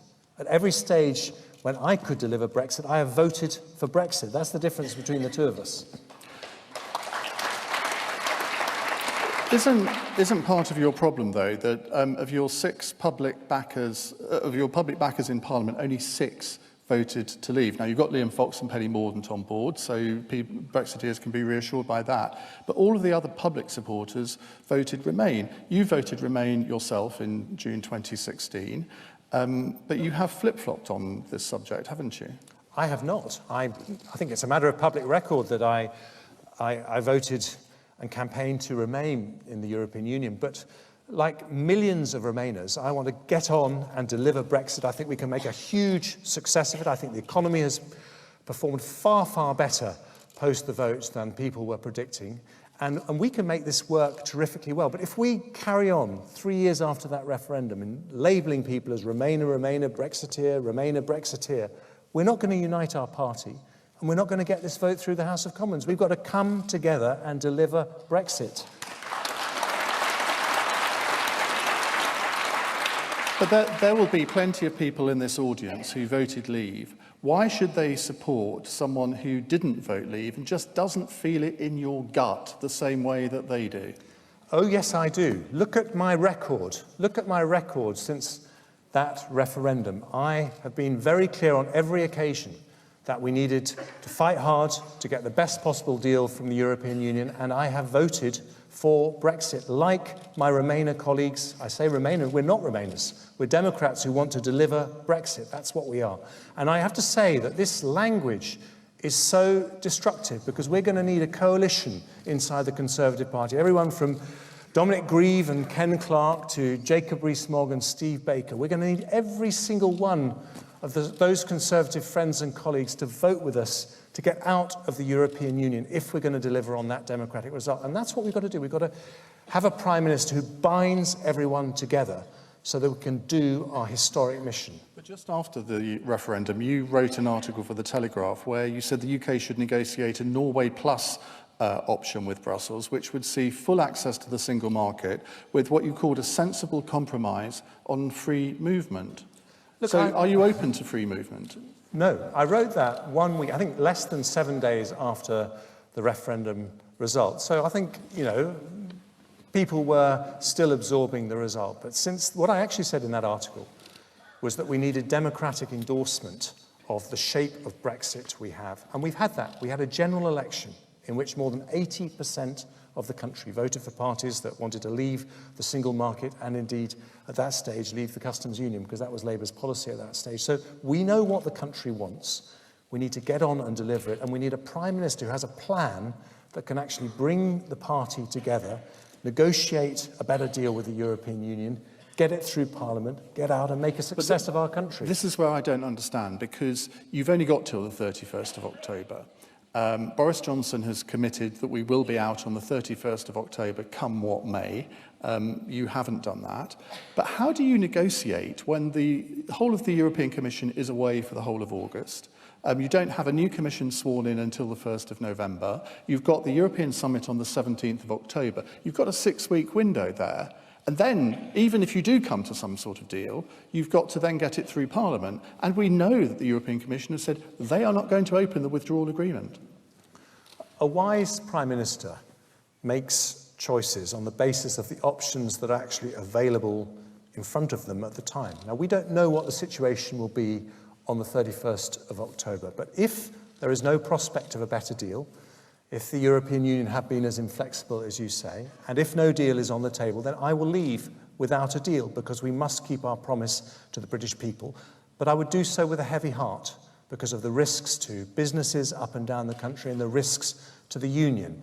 But if we have to in the end, I would do that. But the reason that I haven't made the pledge that Boris has made is because I think it's very important that Prime Ministers keep their word. It is entirely possible that Parliament will rule out no deal between now and October the 31st, or indeed, as you were just talking about to Boris, that members of our own party say I was having a sneaky listen from behind the wings, but, members of our own party have said they might vote against the government in that situation. Now, if that happened and Parliament blocks no deal, and remember, they did this in March, the only way to overcome that would be to have a general election and change Parliament.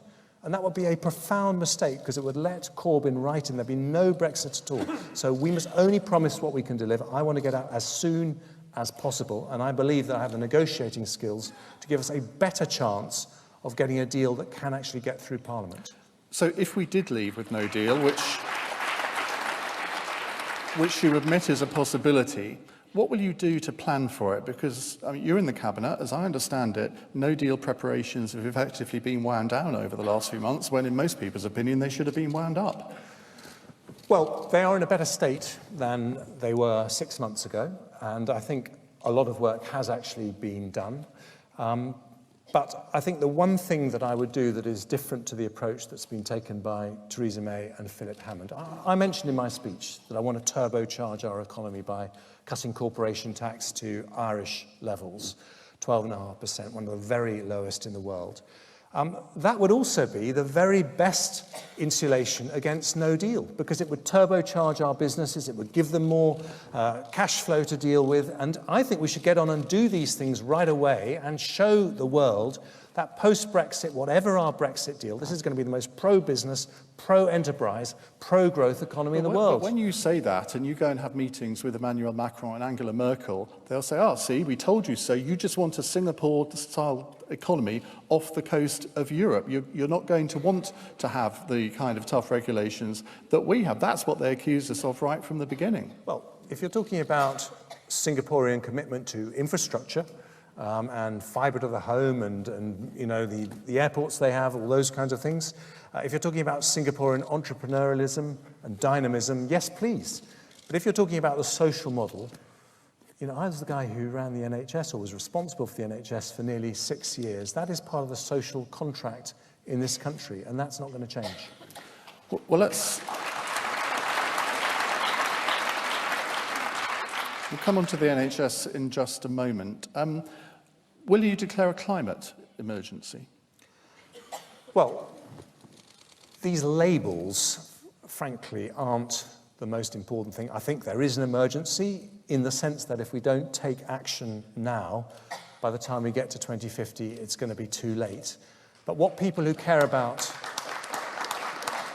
the climate want to see is action.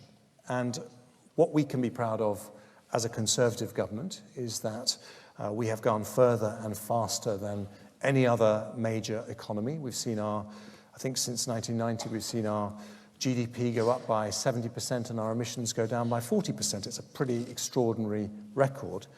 But that's not the question. It's not whether we've done something, it's whether we've done enough. And the answer, truthfully, is that we haven't done enough. We've lost, nearly half the world's coral.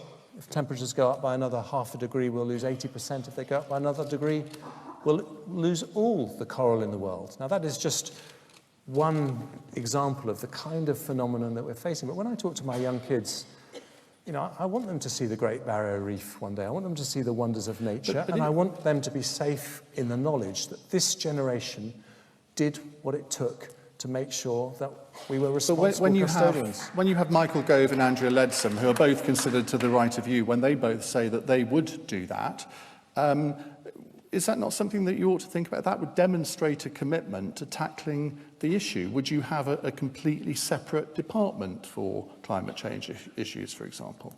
Well, I think, you know, gestures are very important. Let me tell you what I've done as Foreign Secretary. I've campaigned for the UK to host the next big climate change conference. It's called COP26. It'll be the end of next year. More emissions by flying into London in their private jets. Yes, that's certainly true. But as a result of the Paris climate change deal 5 years ago, there has been a very big reduction in emissions and an increase in people's commitments. So I've been championing the UK holding that. We had a big breakthrough last week when Italy, which is one of our competitors, agreed to come in behind us and support a UK presidency. So I think there's something that all government departments can do, and I'm doing my bit. When you were Culture Secretary back at the beginning of the coalition government, you were responsible for this decision to put the free TV licences for the over 75s onto the BBC. What's your view about what should be done now? Because there's been a lot of anger throughout the country about what the BBC have done, but you effectively made it their decision. Well, I gave the BBC a licence fee settlement. By the way, that was a deal that I negotiated in less than 24 hours, that BBC licence fee settlement, and I'm not promising to do that with Brexit. I think it may take a little bit longer than that. And I gave them enough money in that settlement to fund free TV licences for the over 75s. In subsequent settlements, they've decided that they don't have enough money to do that. And my concern about that is that we promised in our manifesto to protect pensioner benefits. And if over 75s lose that benefit, they would feel that's a breach of our commitments. So I'd honour that commitment. But why should the BBC be responsible for welfare policy? Well, the BBC signed up to that deal, and that was a deal with government. But I think what we have to do is be honest and truthful about our manifesto commitments.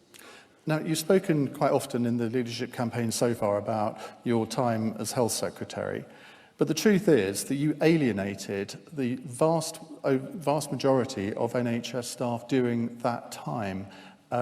You were on my programme doing a phone-in the other day, and you will remember Naomi the nurse, who is a Conservative, but said she could never vote for you to be Prime Minister. And there are a lot of other people in the NHS that feel like that. What do you say to them? Well, as Prime Minister, you have to take very difficult decisions. And as Health Secretary, you have to take life and death decisions. And you saw in that video just now some of the patients who suffered terribly. The NHS, I'm so proud of it. It does a fantastic job, and doctors and nurses do an amazing job. They really do. But sometimes we get it wrong. And in order to put things right, I had to fight some very tough battles. And I hope people can see from that that I'm a kind of Prime Minister who isn't going to make my biggest priority to court popularity. I'm going to do the right thing. And I do believe the NHS got safer on my watch. And I'm very proud of the changes that were made.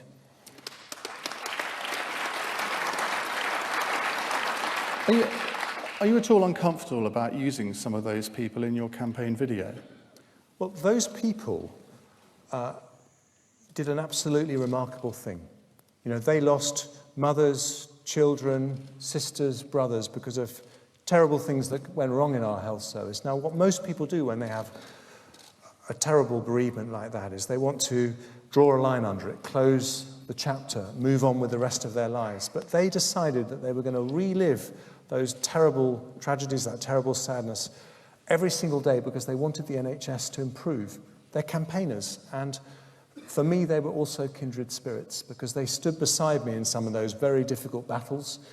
And, you know, we've got a long way to go in the NHS, but I look at some of the changes happening. I look at the changes happening at the old Mid-Staffs Hospital, now County Hospital. I look at great hospitals like UHB in the middle of Birmingham. I look at the transformation of, actually the one I'm most proud of is the transformation at Morecambe Bay, which is where James Titcombe lost his son. They had terrible problems in their maternity unit. They've now got one of the safest maternity units in the north, and I'm proud of that. And that's what those people are talking about in the video. They're proud of the changes that have been made.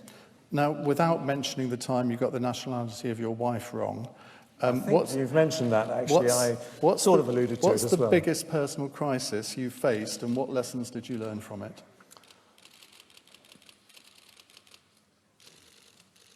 Probably for me, it was going through the Leveson inquiry in 2012. I had a 2-year-old child and a child that was just 3 months old. And I had the world's press camped outside my front door in Pimlico. I was being accused of something I hadn't done. I had helicopters pursuing me when I went from one part of London to another. And I found my inner steel when that happened. And I really learned to fight for what I believe. And I think that formed me. They say that if it doesn't break you, it makes you. And that's what happened to me. Because you nearly lost your job then, didn't you? I nearly lost my job. But, you know, do you know what I thought when that was going on? I thought, you know, thank God I didn't do this bloody thing I'm being accused of, because how miserable would I be right now if I had actually done it? And I hadn't, and I fought to clear my name, and I did.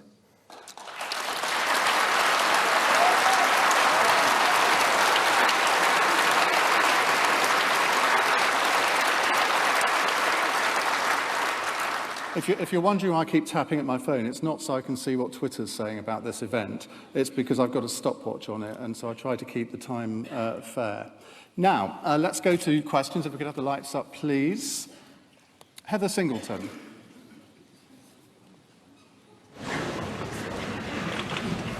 Good afternoon. Welcome to Birmingham.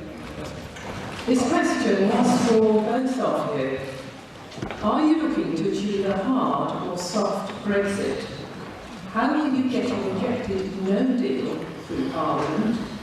How would you achieve a soft Brexit if the EU say a change in PM won't lead to any reopening of negotiations? Why would they listen to you?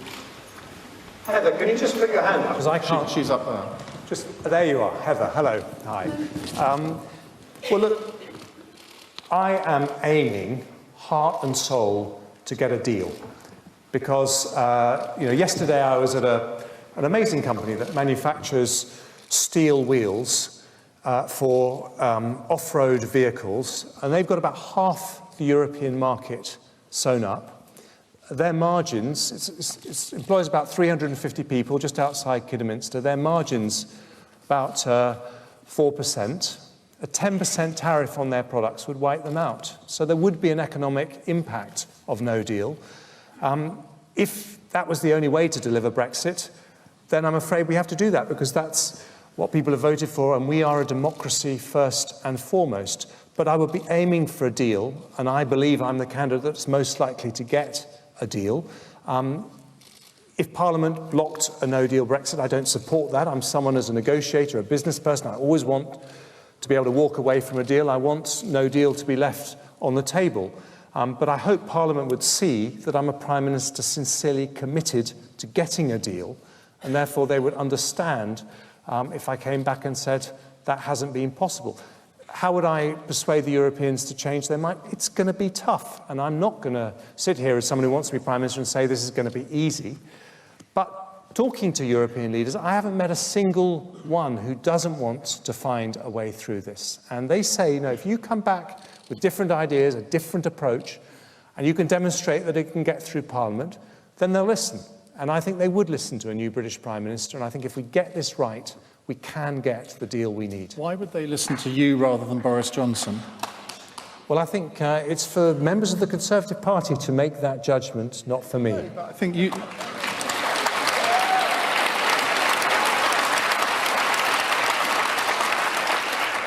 You clearly think that you're a better place to do that. I think we'd all like to know why.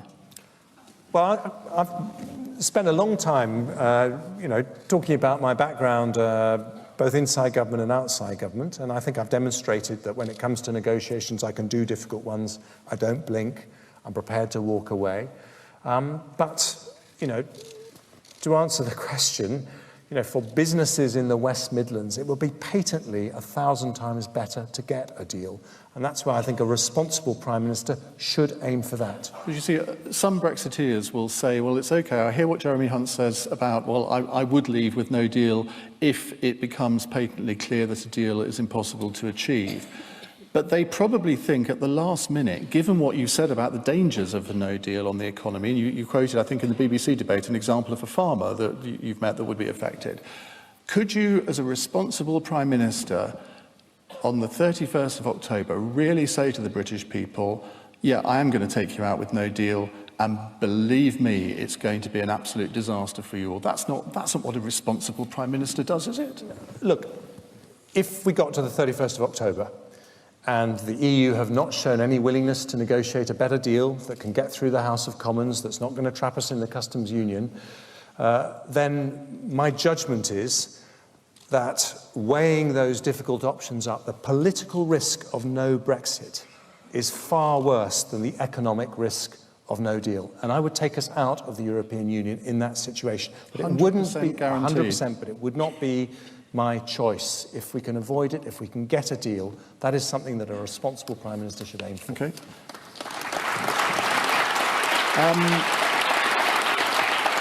A slightly allied question to this. Tom Huxley. Hi. What changes would you seek to the withdrawal agreement? Thank you, Tom. I think the main question, the main thing that stopped the House of Commons blocking the deal that we have at the moment is the backstop.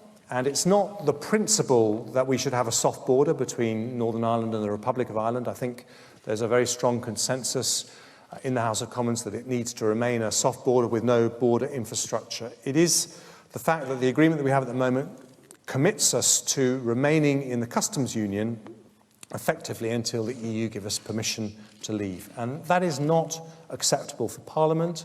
I don't think it's acceptable for the 52% who voted to leave the European Union. And that is the main thing that needs to change. I believe if you did that, we would be able to get a deal through the House of Commons. So that's what I focus on. But how willing are they going to be to reopen the withdrawal agreement? Because they have made it abundantly clear, all of them. I mean, this is one thing I thought they would split at some point, but they haven't. They've remained united. And who is there to negotiate with now? Barnier's team has been disbanded. How could you possibly get them to reopen the withdrawal agreement? Well, I'm sitting here saying this is not going to be easy, but it's not impossible either. And the reason I think there's a deal to be done is because it's in their interests as well as ours that we have an orderly Brexit. The damage, I mean, I've been to a flour processing plant in Holland. You get around. I get around. I've been to quite a few places as Foreign Secretary, but, you know, there they bundle up flowers and then they ship them to Tesco and Waitrose and petrol stations up and down the country. Every single day, these flowers come in from all over the world. And their business would be absolutely decimated by tariffs. So there is a strong European interest to resolve this. If we go about it in a mature and sensible way, we have to come up with alternatives that demonstrate that we're not going to end up with border infrastructure on the island of Ireland. I believe we can do that. I think the answer will be to do with technology. And if we approach this the right way, as I say, I believe there is a deal to be done. I don't think it's going to be easy, but I think there's a deal. Have you got the details of this in a document that on day one you can go to Brussels, well, maybe not on day one, but day two, go to Brussels and say, right, these are our ideas? Or are you going to be so busy doing all of this over the next 4 weeks that it's only really once you become Prime Minister that you can really set your head to it? Well, I have not been directly responsible for the Brexit negotiations in the last year, but I've been a member of the Cabinet and I've been observing them, and I had a lot of time to think about what I think the right solutions are. So I have a clear idea of what the solution is. I don't think it's a particularly different solution to the solution that Boris is suggesting in terms of using technology. It's just the question is how we get there and who is the Prime Minister we trust to go to the European Union to persuade them that we need to find a different way to have an orderly Brexit. So your basic pitch here is that, yes, I've got that plan, but also they're more likely to deal with me because they find me easier to deal with than maybe my opponent. Well, my pitch is that I am a negotiator, a business person. I do think that they would engage with me, but I'm also someone who has a bottom line, knows not to blink, and knows, and this is the crucial thing in any negotiation, exactly what it is we need. What we need is something that allows us to leave the European Union, but does not trap us in the customs union or the single market indefinitely, so we can only leave them at the whim of the EU. You say you know not to blink, but some people would say he's too nice. He's not going to be good in these negotiations because he will blink. How can you convince us that you wouldn't? I think it's possible to be very polite and very tough. And I think my track record shows, you know, some very difficult industrial disputes that I had at the Department of Health, some very complex, the negotiations I had with the Treasury to get an extra £20 billion a year for the NHS. That was a big, big negotiation.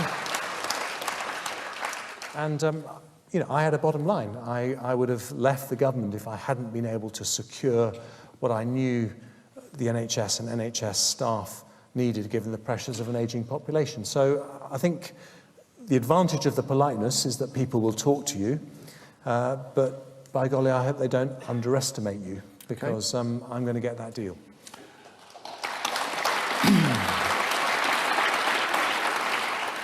I guarantee this next question will be the most popular with the audience. Nicholas Binney. Nick Binney, Lichfield District Council. Where are you? Oh, up there. Following the latest evidence this week of left-wing bias by the BBC, what action will you take as Prime Minister to reform this public-funded organisation?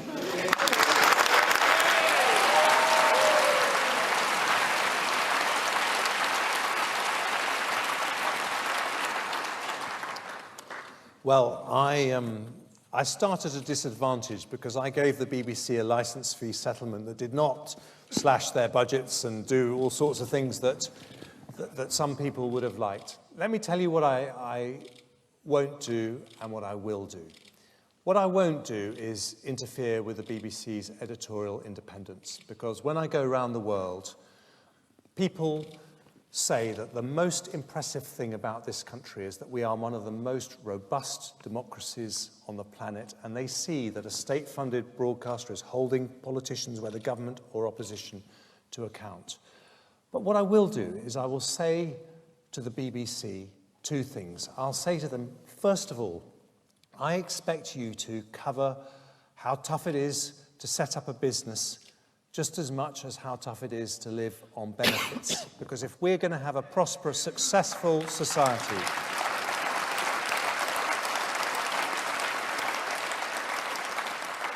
you need to understand the wealth creation that is the fundamental underpinning of all the social missions that we all believe in. And the second thing I'll say to the BBC is post-Brexit, I want you to have a role too. The BBC is a very trusted brand internationally. They could be a news broadcaster all over the world. They could be giving information to people who don't live in democracies about what's really happening. They could be the English language broadcaster of choice. I don't think we're anything like fulfilling that potential, and I would like them to reach for the stars and say, how could they be the world's news broadcaster? Because I think it'd be great for them, but great for Britain.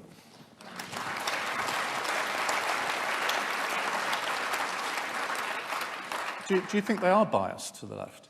I've experienced bias at times, and I've experienced other times when they're fair. But I think that they are themselves honest. Even people like Andrew Marr are honest. That I think the phrase he used is that there's an innate, on that occasion, there's an innate liberal bias, and that's why I think they need to redouble their efforts to understand how tough it is for people trying to get businesses off the ground, trying to create the wealth that pays for our public services. Okay. Charlie Graver. Where's Charlie there?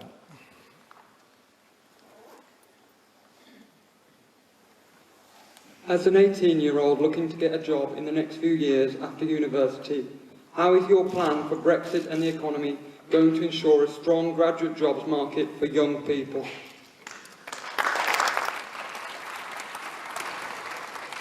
Well, Charlie, thank you for asking that question.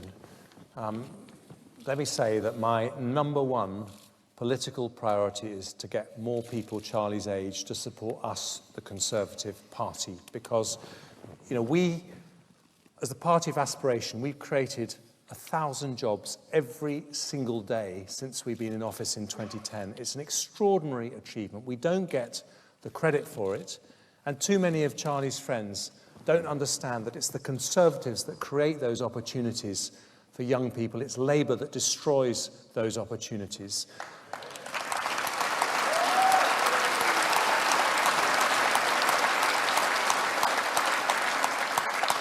So how do we win over more young people? Well, yes, we've got the argument about aspiration, and another argument, by the way, is we need to make it much easier for people to buy a house.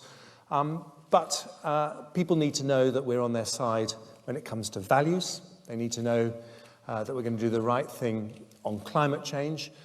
But we also need to recognise that young people as a group have become politicised by Brexit. We used to say, well, young people may not vote Conservative, but they don't tend to vote. That has changed. And we need to look at their very specific concerns. And if you ask me one thing, when I'm on a doorstep in my constituency that I cannot justify, it's why the interest rate on student loans is 6%. That's not fair.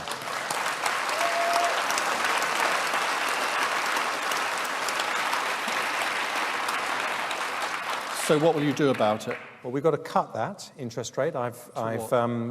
well, I think it should be cut either to inflation or to base rate. Let me say this, and this is a message that some people listening from home won't agree with. I think our tuition fee reforms were the right thing. They have made our universities some of the best funded universities in the world. But the fact is that nearly half of student debt is not paid back. And that says to me that there's something wrong in this system. And if you have these very, very high interest rates, which are essentially to subsidize the half of the debt that isn't paid back, then what happens is people's debt ratchets up. It even ratchets up when they're at university, when they can't do anything about it because they can't work or pay it back at that stage. And that risks discrediting a very good system. That's why I think it's a wrong we need to put right.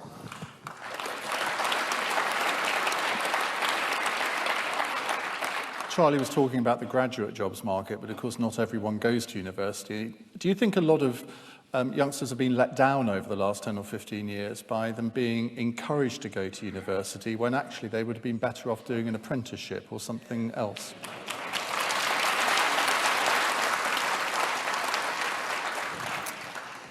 We can be incredibly proud of Michael Gove's education reforms, which I think have transformed state education. They made some of our state schools as good as the best private schools. Absolutely remarkable.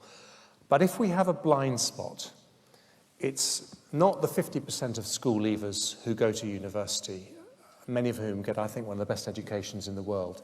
It's the 50% who don't go to university. Nearly a quarter of primary school leavers don't reach the required standard for reading and writing. And, you know, that often doesn't get corrected at secondary school. They then end up without a rigorous qualification. If they get thrown out of their job because of driverless cars in 10 years' time, they won't be able to retrain if they can't read. Now, as Conservatives, we believe in opportunity for everyone. And that's why I said I want us to be the Conservative government that abolishes illiteracy and promises that every single young person will leave education with a rigorous qualification that means they can get a decently paid job.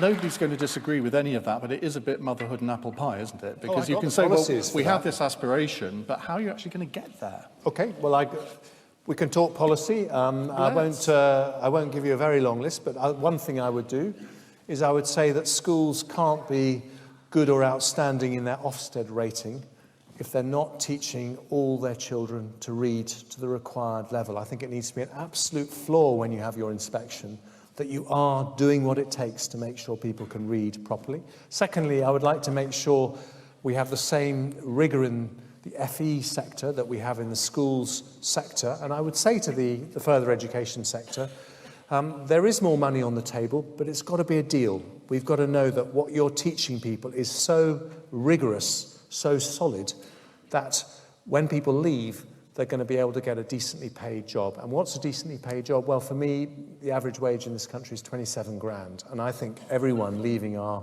education system should have a qualification that means they can at least aspire to that. Right, next question. Brian Tustain. For that. Brian Tustain, Warwickshire and Worcestershire area.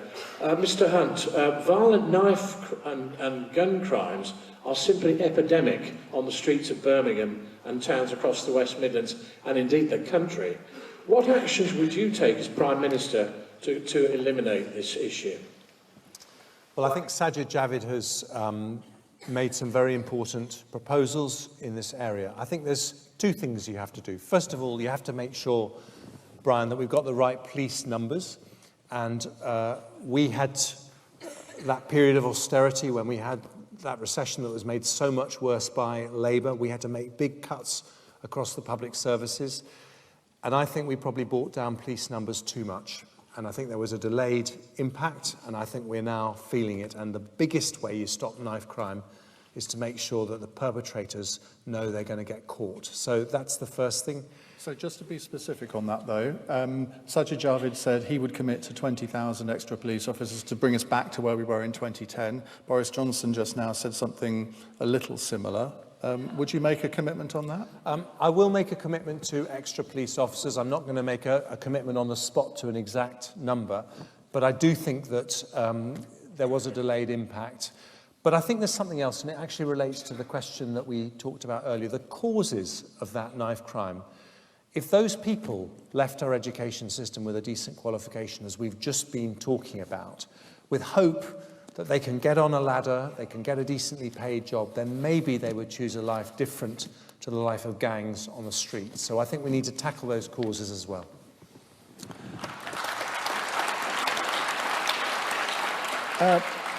Mitchell Burns-Jackson.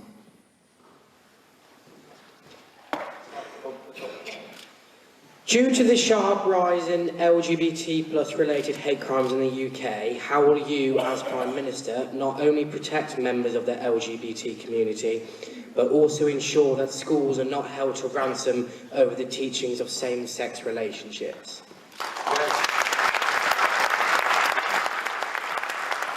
Mitchell, there you are. Well, thank you for asking that question. And we, I think, have shown the country that we are not the Conservative Party they like to think we are by the way we've championed LGBT+ rights and by the way that David Cameron brought in gay marriage. And I'm proud that we've done that as a party.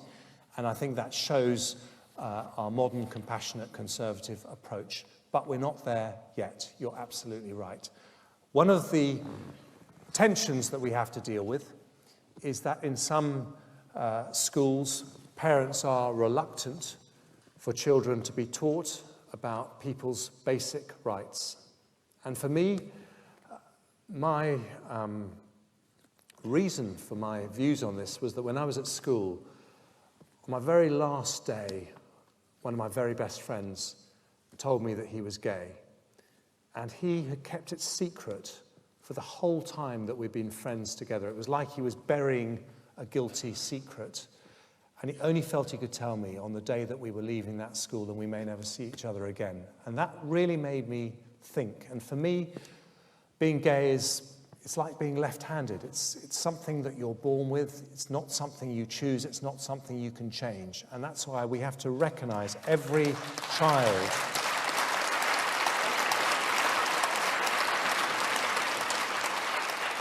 Every child needs to understand that. And this is one of the great pieces of progress that we've made. And so we have to leave no stone unturned in making sure that every school, including faith schools, is making sure that we get the right messages across to our children.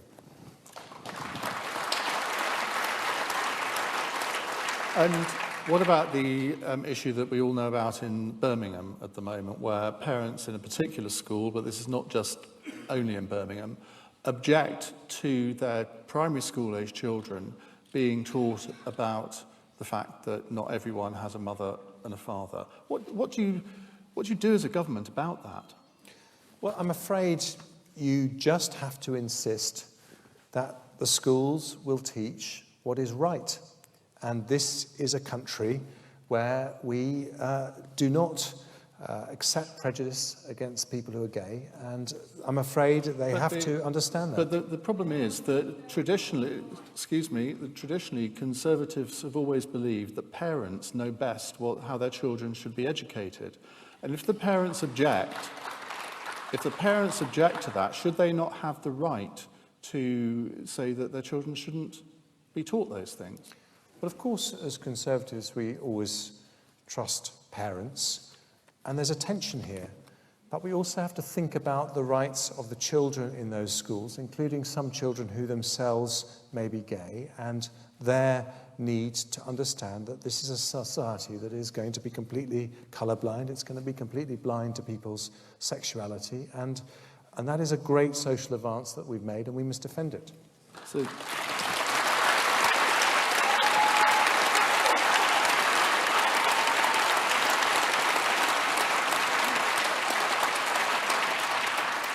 you have young children.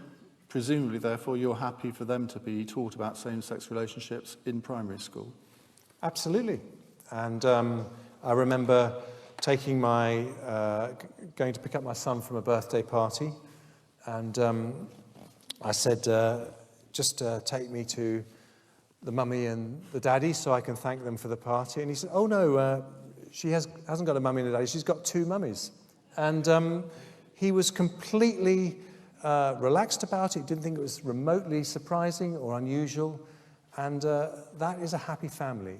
And we as Conservatives are the party of the family. And I'm just so proud that we've become a party that understands that families can be different, they can have different shapes and sizes, they can still be happy, solid, strong families.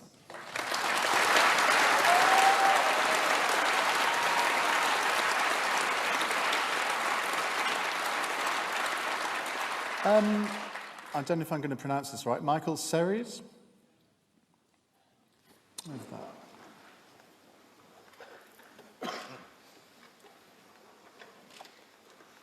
Good afternoon, Jeremy, and well pronounced, Ian, thank you. We're in Birmingham this afternoon, and we've got the HS2 station probably just over a mile down the road. If you're the next leader of this party, and of course the next Prime Minister, will you continue with HS2? If you will, why will you continue with this? And if not, what would you prioritise instead of HS2? Michael, I'm going to answer that question very directly. And I know there'll be some people in this room who won't agree with what I'm going to say, and there'll be some people at home, Conservative Party members, who won't agree with it either. But I will proceed with HS2. It is absolutely vital for our country.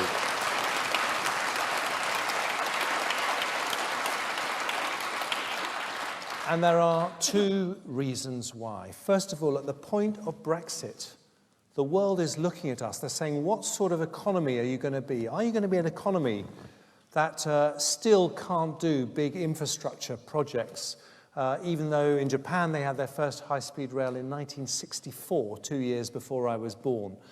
We need proper transport infrastructure in this country if we're going to be the most high-tech, modern, fastest-growing economy in Europe. And the second reason is, as Conservatives, we can't just be the party of prosperity in London and the South East. We have to be the party that spreads prosperity to the whole country. And that's why it's not just HS2 for me, it's the third runway, it's Northern Powerhouse Rail, it's fibre to the home across the whole country. All these things that will spread that prosperity to every corner of our great country.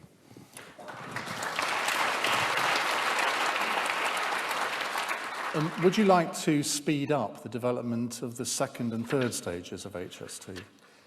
Well, you've squeezed a few spending commitments out of me this afternoon, Ian, so I think I'll leave it at that for now. But let's deliver HS2. I mean, this is a huge project, and then when we've delivered that, we can look at what next. Jeremy, thank you very much. Thank you. Thank you very much indeed. Thank you. Thank you. Is that it now? Are you saying any more, or are we done? I think we're done. Okay, thank you very much. Okay, so that is the close to the Tory hustings taking place in Birmingham, the first of 16. We started off with Boris Johnson, but that was just the Foreign Secretary, Jeremy Hunt there. And he started off by describing himself as an underdog. He said that this is because of the internet. Why fucking what? So, Jeremy Cunt is boring, no news there. And Boris Johnson was at least entertaining. So, Boris Johnson wins for me, just because he was just fucking entertaining. Don't like them both, because they're fucking Tories, but what can you do? One of these fucking retards is going to be the next Prime Minister. Hopefully, it's the buffoon. We need it to be Boris Johnson, so we get a general election. So, I'm rooting for Boris Johnson. Bring on a general election. Get these massive idiots out of office. And for people who vote Tory, just remember one thing. These fuckers couldn't even get Brexit done correctly. Do you think they do anything else correctly in government? If they can't do the one thing the country literally told them to do, they screwed the pooch. I'm just saying. they've literally fucked Brexit so bad that now the Tories are fucked. They fucked their own fucking stupid fucking party. Why? Because they're scared as fuck of Jeremy Corbyn. The whole Tory party is fucking rubbish and has been. Fucking hell, I would rather have Thatcher in charge at this point. I can't believe I've just said that, but Jesus fucking Christ, at least she knew what she was fucking doing. She might have been a massive cunt, but she knew what she was doing. These fuckers, on the other hand, they couldn't run a piss up in a fucking brewery, for real. I'm just shocked that I have to fucking stream this shit, but whatever. Yeah, oh well. Right, well, there's fuck all else on today, but I will be back tomorrow with some Andrew Marr. I don't know what time. I might do on time. I don't know yet. But I'll be back tomorrow with some Andrew Marr, and then I don't know when the other hustings is. It's got 15 to go, people. 15 of these stupid fucking streams of hustings to go, apparently. So anytime done, I'll stream them. But I'll be back normally this week as normal with Politics Live and all that jazz. So have a good Sunday, everybody. Saturday even. Fucking hell, what's it Sunday now? Have a good Saturday, and I will see you all tomorrow. Ta-da.